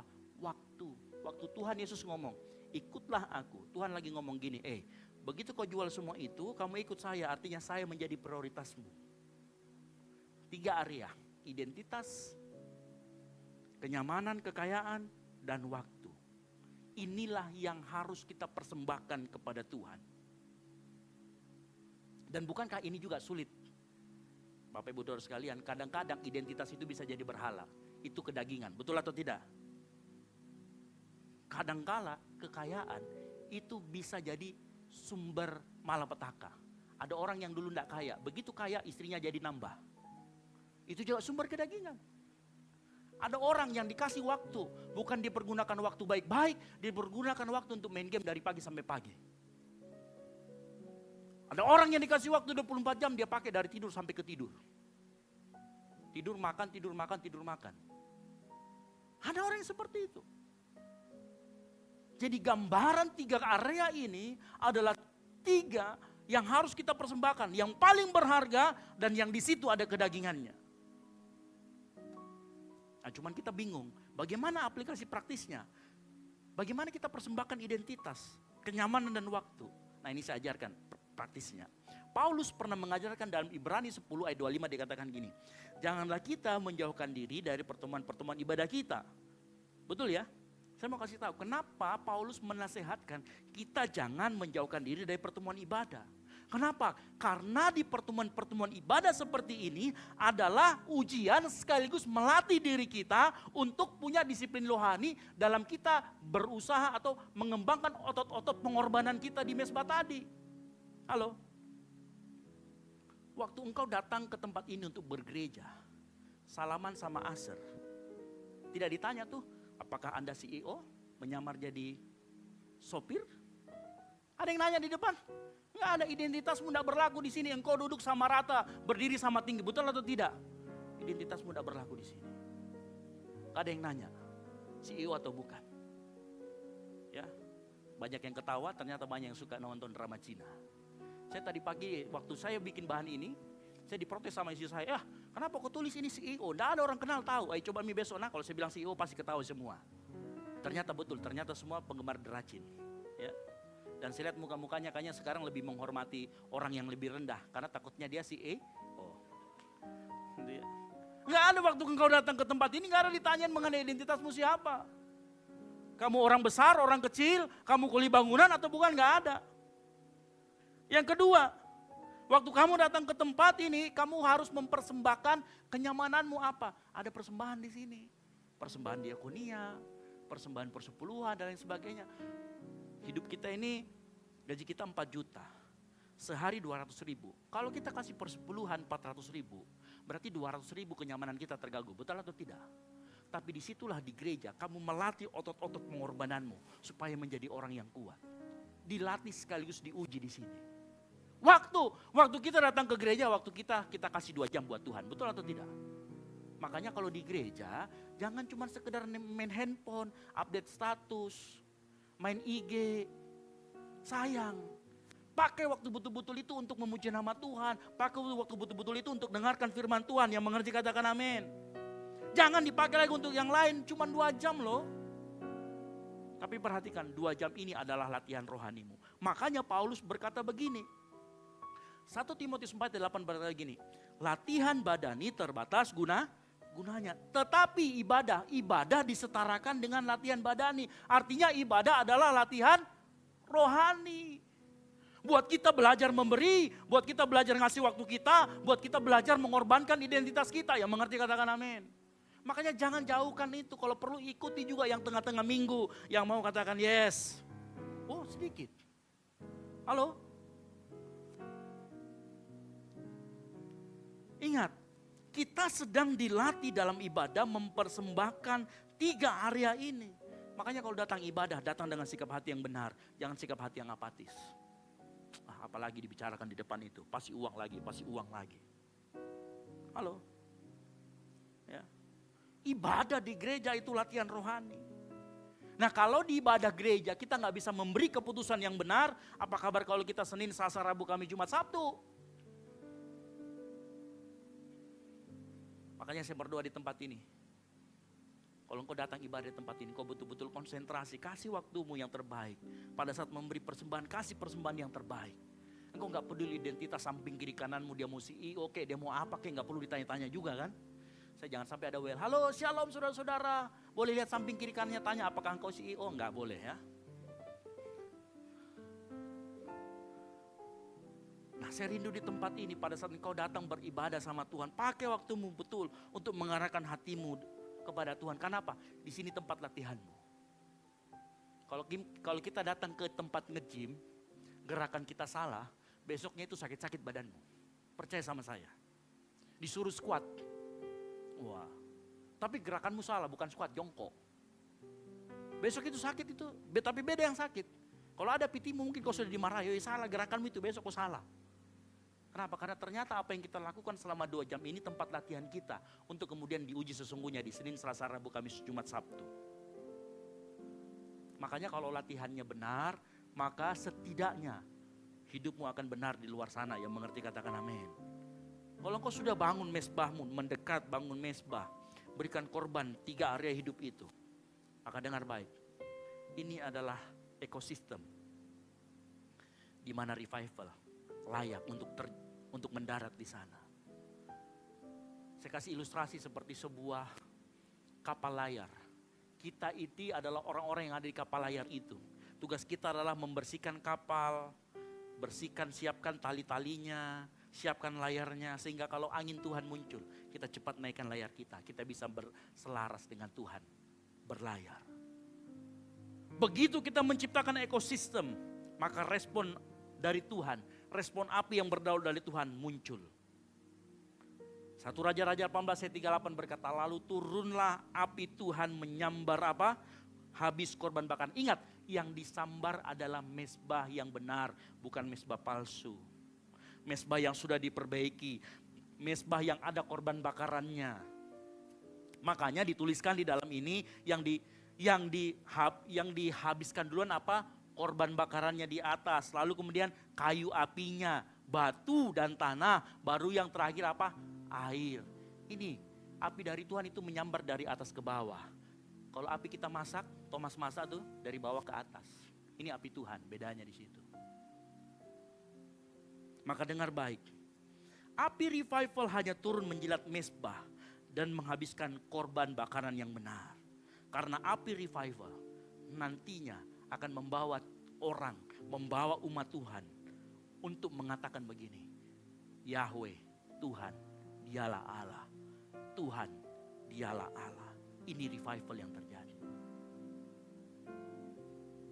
Tugas kita, ingat sekali lagi saya katakan. Tugas kita bukan mengejar api. Makanya saya nggak bahas terlalu banyak tentang api. Karena api yang dari Tuhan itu kedaulatan Dia. Tugasmu dan tugas saya mempersiapkan mezbah dan memastikan selalu ada korban. Yang mengerti katakan amin. Agar setiap kali api Tuhan muncul, Dia bisa melalap habis segala kedagingan kita. Terjadi revival dalam diri kita, terjadi percepatan dalam diri kita. Tuhan berkenan akan hidup kita. Dan saya rindu itu terjadi di tempat ini. Sore hari ini, bangun mezbahmu, mezbah pribadimu, perhatikan. Jadi orang seperti Daud. Dia lihat relasinya yang jauh lebih utama daripada apa yang dia miliki. Pemain musik saya maju ke depan. Revival tidak hadir dari keramaian rohani. Revival lahir dari saat engkau datang mendekat, memperbaiki mezbah dan menaruh korban di atasnya. Mezbah berbicara tentang relasi yang benar di hadapan Tuhan. Korban bakaran adalah ekspresi ucapan syukur, bukan alat untuk memanipulasi Tuhan. Dan api adalah kedaulatan Tuhan. Ingat, mezbah yang palsu hanya menyebabkan engkau kelelahan rohani. Kalau engkau hari-hari ini sedang lelah rohani, sedang capek pelayanan, coba perhatikan mezbahmu palsu atau enggak. Jangan sampai mezbahmu palsu. Kalau mezbahmu palsu, ternyata kau harus bongkar mezbahmu, ganti dengan yang asli, yang dari Tuhan. Ingat, tugasmu bukan mengejar api. Perbaiki mezbah, persembahkan korban dengan ucapan syukur. Maka kalau Tuhan berkenan, Dia akan kirimkan api dari surga untuk merestorasi hidupmu, membakar lagi kasih cintamu sama Tuhan, membakar passionmu lagi kepada Tuhan. Dan disitulah revival terjadi. Ingat, mezbah tetap menjadi tanggung jawab kita. Yang mengerti katakan amin. Api urusan Tuhan, korban adalah respon kita, dan mezbah adalah pondasi yang kamu tidak bisa tawar. Sore hari ini, kalau hari ini, malam hari ini, engkau merasa, oh kayaknya mezbah yang rusak itu hidupku. Ada sebuah undangan dari Tuhan untuk engkau datang mendekat dan memperbaiki mezbahmu. Lalu kembali mempersembahkan 3 area hidupmu untuk Tuhan. Yang mau katakan amin. Saya rindu di tempat ini semua. Di akhir minggu kita berbicara tentang revival. Mungkin revival kita gak saya doakan kemudian rebah dan lain sebagainya. Tapi saya yakin saat firman Tuhan ini disampaikan, ada hati yang saat ini diketuk oleh Tuhan. Dan Tuhan panggil dalam hatinya, ayo mendekat lagi, ayo datang kepadaku. Dan saya berdoa kalau itu engkau orangnya, jawab panggilan Tuhan, perbaiki mezbahmu supaya terjadi revival dalam hidupmu. Yang mengerti katakan amin. Kasih tepuk tangan kemuliaan buat nama Tuhan. Haleluya. Kita bangkit berdiri.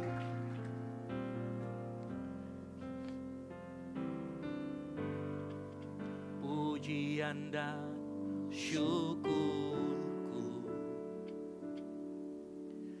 ku bawa padamu.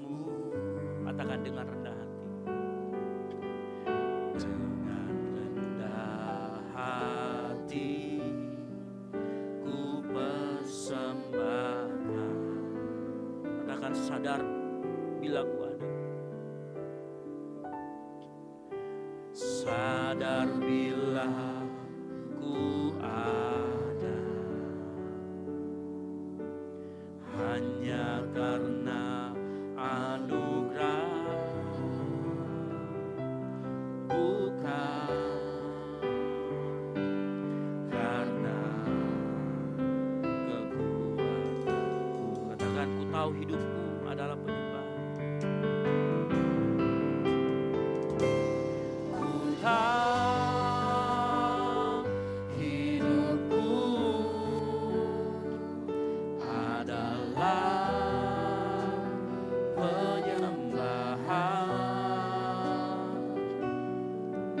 Kau ciptakanku dalam kemuliaan-Mu. Katakan, ku tahu hidupku. Ku tahu hidupku berharga di mata-Mu.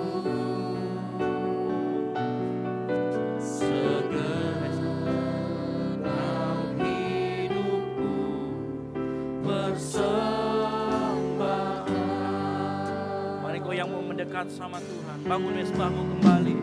Sama-sama katakan.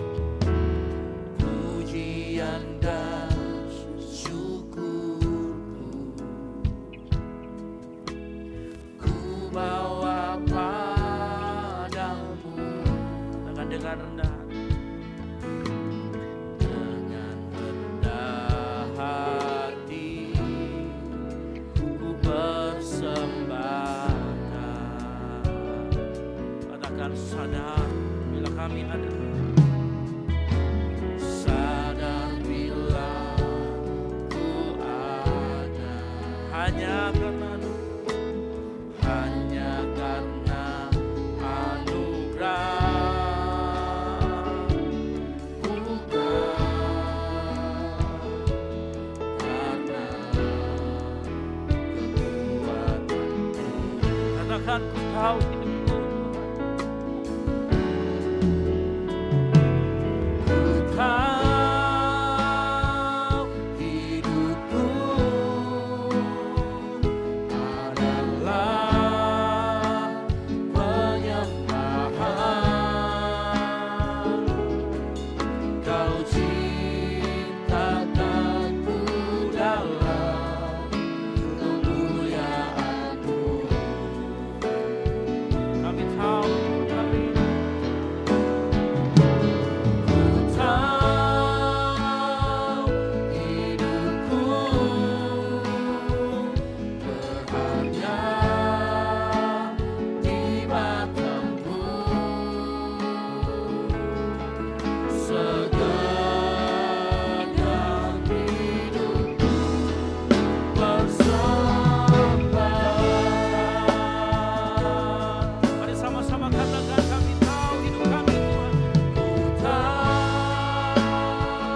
hidupku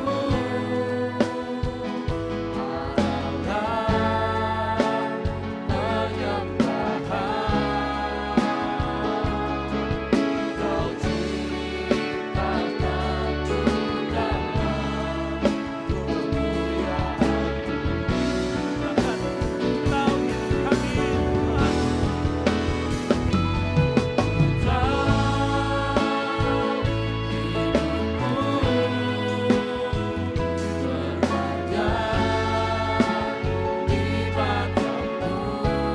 Segenap kami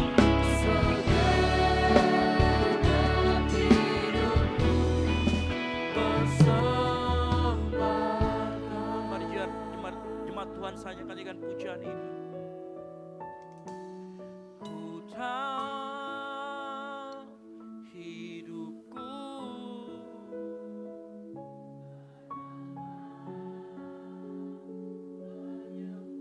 mari datang dengan sikap hati yang rendah di hadapan Dia.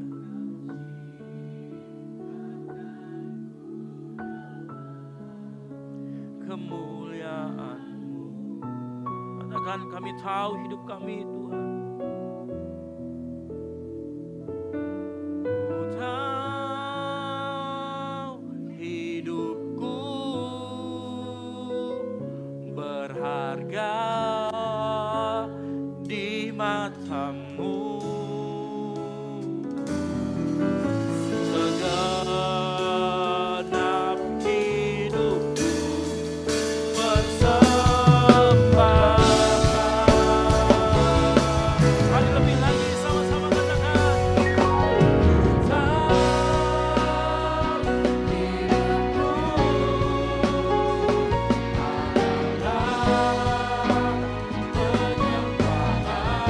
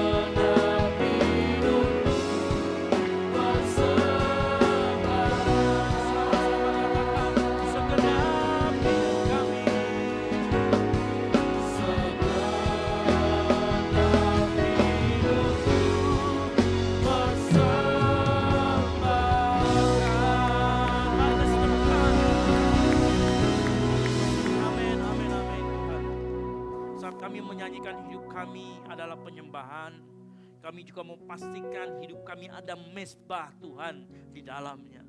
Sehingga saat kami menaruh identitas kami menaruh kenyamanan kami menaruh waktu kami di atasnya Tuhan. Itu adalah persembahan yang menyenangkan hati Tuhan. Sebagai bentuk ucapan syukur kami karena Engkau sudah terlalu baik dalam kehidupan kami. Dan biarlah dalam kehidupan kami selalu dengan rendah hati mempersembahkan apa yang kami miliki di hadapan-Mu Tuhan. Karena semuanya asalnya daripada-Mu dan kembali hanya untuk-Mu. Ajar kami Tuhan dalam keseharian kami mengutamakan Engkau. Ajar kami dalam keseharian kami belajar membangun mezbah pribadi. Kami mau Tuhan sore hari ini membangun relasi yang intens dengan Engkau. Kami mau Tuhan sore hari ini hati kami yang mulai menjauh ada panggilan-Mu untuk datang mendekat. Kami mau menjawab panggilan itu Tuhan, mendekat kepadamu. Sore ini hari ini hamba-Mu sudah selesai berbicara. Tapi hamba-Mu yakin dan percaya Roh Kudus terus berbicara dalam setiap hati anak-anak-Mu. Mengingatkan mereka tentang relasi dengan Tuhan. Hamba-Mu berdoa setiap jemaat yang hadir sore hari ini, Tuhan bantu mereka agar mereka terus dapat membangun, menjaga mezbah dan mempersembahkan korban ucapan syukur hari demi hari untuk kemuliaan nama Tuhan. Yakin dan percaya Engkau menjawab setiap seruan dan doa kami Tuhan. Dan kami naikkan doa kami di dalam satu nama, nama Tuhan Yesus Kristus, nama yang berkuasa di atas segala nama, yang percaya dan diberkati oleh firman Tuhan.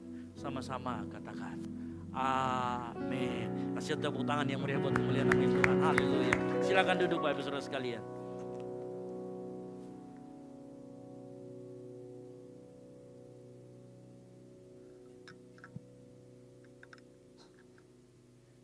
Puji nama Tuhan, sungguh indah kebenaran firman Tuhan, amin.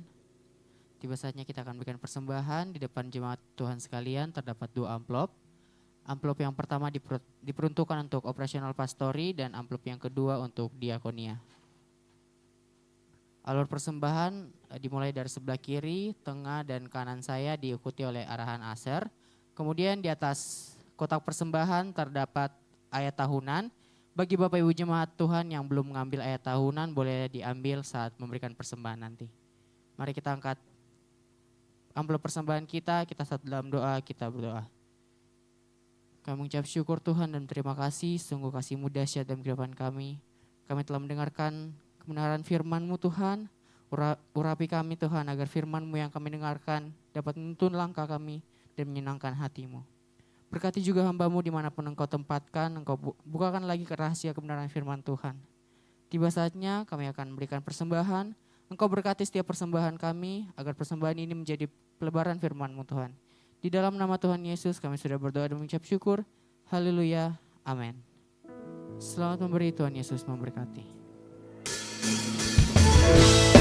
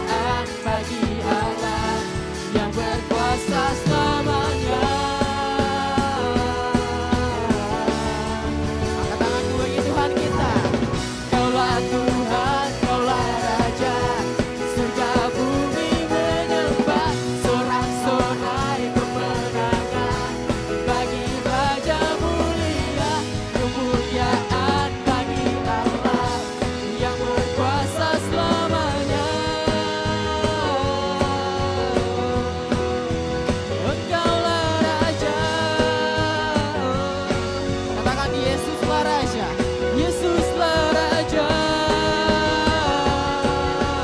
Sekali lagi, Yesuslah Raja. Berikan tepuk tangan bagi Tuhan kita Yesus Kristus. Silakan duduk kembali jemaat Tuhan. Tiba saatnya kita akan mendengarkan pengumuman sepakan. Kepada tim multimedia dipersilahkan.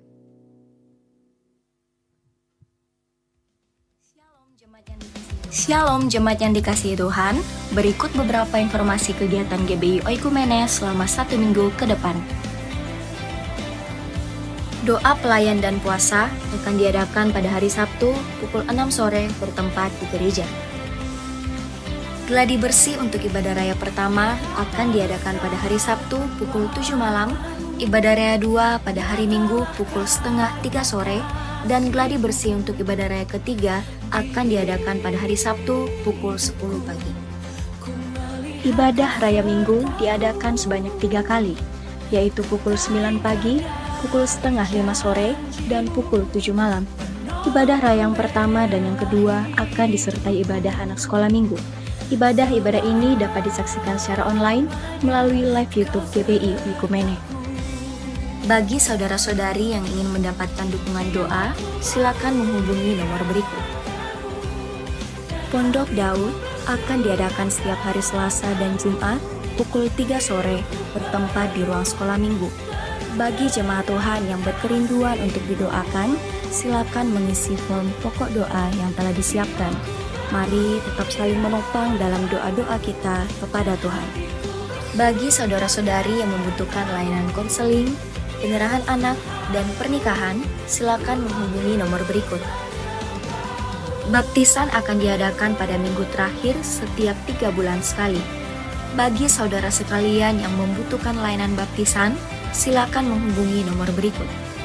Persembahan persepuluhan dan persembahan lainnya dapat ditransfer melalui rekening BCA dengan nomor 7993 111 777 atas nama GBI Oikumene. Jangan lupa untuk mencantumkan keterangan untuk setiap persembahan yang diberikan.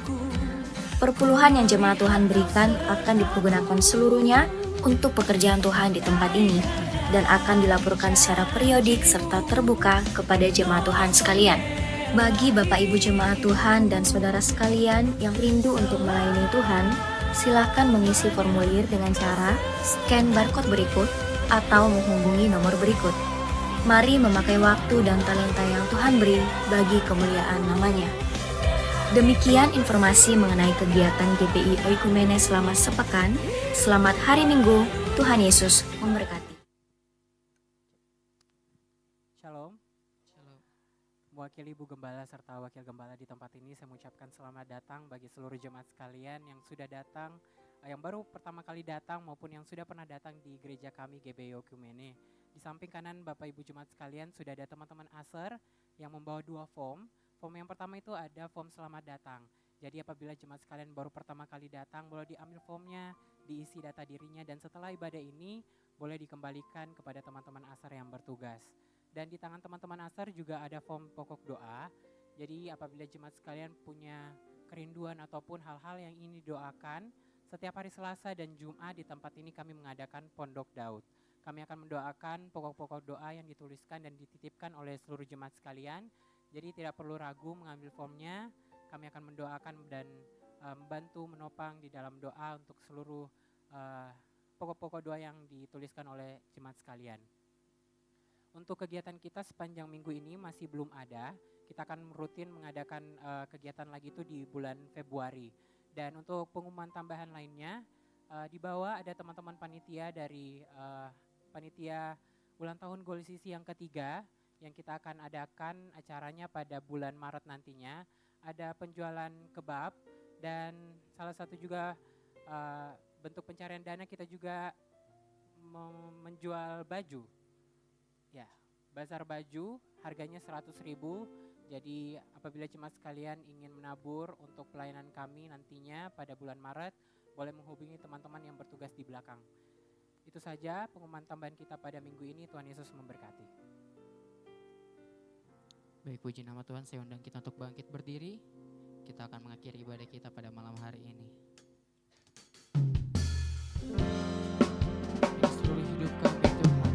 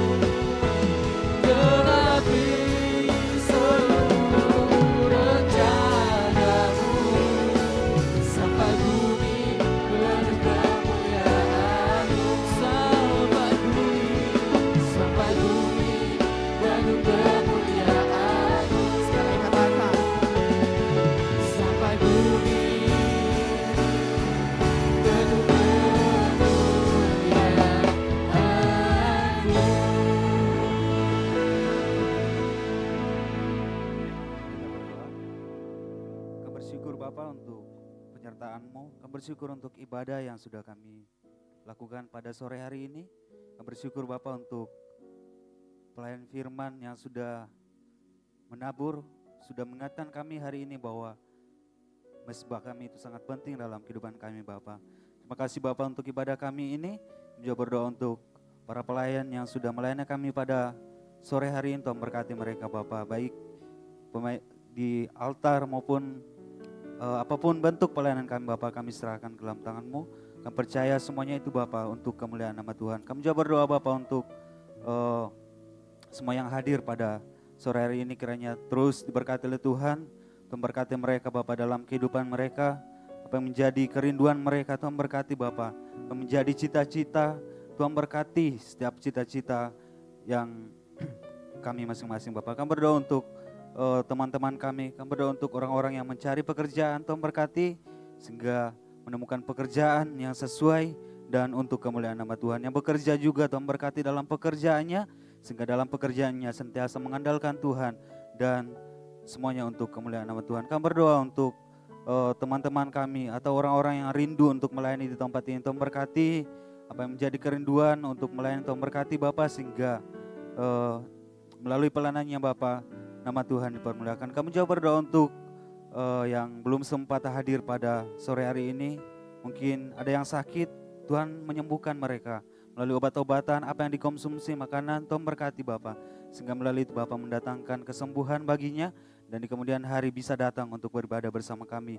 Kami juga berdoa untuk yang berbeban berat, Tuhan kuatkan Bapa dalam kehidupannya. Kami juga berdoa untuk yang lalai, kiranya Tuhan mengingatkan untuk bisa, untuk hadir, untuk bersekutu bersama-sama dengan kami di tempat ini. Kami juga berdoa untuk bangsa negara kami tetap serahkan ke dalam tangan-Mu, untuk pemerintah kami mulai dari pusat, Tuhan berkati Bapak Presiden dan Wakil Presiden, bahkan seluruh jajarannya Tuhan berkati Bapak, bahkan sampai kepada aparat-aparat dan sampai ke pelosok Tuhan berkati, sehingga terus dipakai oleh Tuhan dan bangsa kami ini Bapak, bangsa yang mengenal Tuhan dan memuliakan Tuhan Bapak. Kami juga berdoa Bapak untuk penuaian jiwa di tempat ini. Kami serahkan ke dalam tangan Tuhan, kiranya terus jiwa-jiwa terus bertambah di tempat ini Bapak.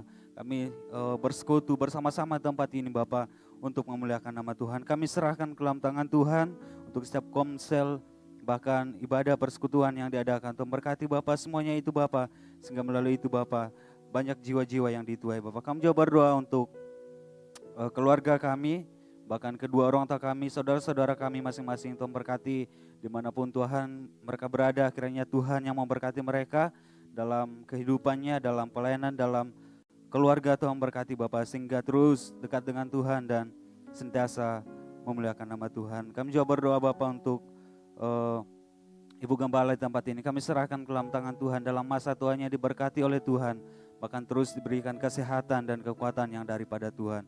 Berdoa untuk Pastor Ezra, Kak Debbie dan Dev. Tuhan berkati Bapak dalam keluarganya, kiranya terus dipakai oleh Tuhan untuk menjadi alat di tempat ini Bapak, untuk menjadi mentor rohani bagi setiap kami di tempat ini. Kami juga berdoa untuk Pastor Peter dan keluarganya. Tuhan berkati Bapak sehingga terus dipakai oleh Tuhan dan biarlah melalui keluarganya Bapak nama Tuhan dipermuliakan. Kami juga berdoa Bapak untuk Gold CC atau GBI Oikumene di tempat ini. Kami serahkan ke dalam tangan Tuhan untuk kegiatan selama sepekan. Kami serahkan ke dalam tangan Tuhan, kiranya semuanya bisa berjalan dengan baik dan nama Tuhan yang dipermuliakan di tempat ini Bapak. Terima kasih Bapak, terima kasih Yesus. Kami berdoa Bapak untuk gereja-gereja yang ada di sekitar kami Bapak. Tuhan berkati untuk gereja yang ada di sekitar kami, ada Gepil, ada Satria Kasih, GPDI, El Shaddai dan GMS. Kami serahkan ke dalam tangan Tuhan. Kibai Tuhan berkati Bapak ke dalam tangan Tuhan. Kiranya melalui gereja-gerejanya ini Bapak, setiap orang-orang mengenal Tuhan bisa bertumbuh dalam iman dan semakin dekat dengan Tuhan. Terima kasih Bapak. Terima kasih Yesus. Kami juga berdoa untuk setiap orang yang menyaksikan lewat live pada sore hari ini. Kami serahkan ke dalam tangan Tuhan dimanapun mereka berada. Tuhan berkati Bapak, sehingga dalam kehidupannya juga bisa mengenal Tuhan walaupun jauh, tapi bisa mengenal Tuhan melalui pelayanan di tempat ini Bapak. Terima kasih Bapak, terima kasih Yesus. Kami bersyukur untuk ibadah kami hari ini. Terima kasih untuk setiap berkat-Mu yang kami terima pada hari ini Bapak. Terima kasih Bapak, inilah doa kami Bapak. Kami ucap syukur yang telah mengajar kami berdoa bersama-sama demikian. Bapa kami yang di surga, dikuduskan nama-Mu, Datanglah kerjaanmu, jadilah kehendak-Mu di bumi seperti surga. Berikanlah kami pada hari ini makanan kami yang secukupnya, dan ampunilah kami akan kesalahan kami, seperti kami juga mengampuni orang yang bersalah kepada kami. Dan janganlah membawa kami ke dalam pencobaan, tetapi lepaskanlah kami daripada yang jahat. Karena Engkaulah yang punya kerajaan, dan kuasa dan kemuliaan, sampai selama-lamanya. Mari kita angkat kedua tangan kita. Diberkatilah engkau di kota dan diberkatilah engkau di ladang. Diberkatilah buah kandunganmu, hasil bumimu dan hasil ternakmu. Diberkatilah bakulmu dan tempat adonanmu. Diberkatilah engkau pada waktu masuk dan diberkatilah engkau pada waktu keluar. Oleh karena itu sore hari ini, pulanglah. Jadilah garam dan terang sehingga Injil diberitakan melalui hidupmu. Dan biarlah anugerah dari Allah Bapa, keselamatan di dalam Kristus Yesus, dan penyertaan yang manis yang oleh Roh Kudus yang tinggal dalam hati kita, menyertai kita semua mulai dari saat ini sampai dengan Maranatha Tuhan Yesus datang kembali menjemput kita semua. Segala kemuliaan hanya bagi Tuhan. Yang percaya sama-sama katakan amin. Selamat hari Minggu, Tuhan Yesus memberkati, dan silakan mengambil satu doa sejenak.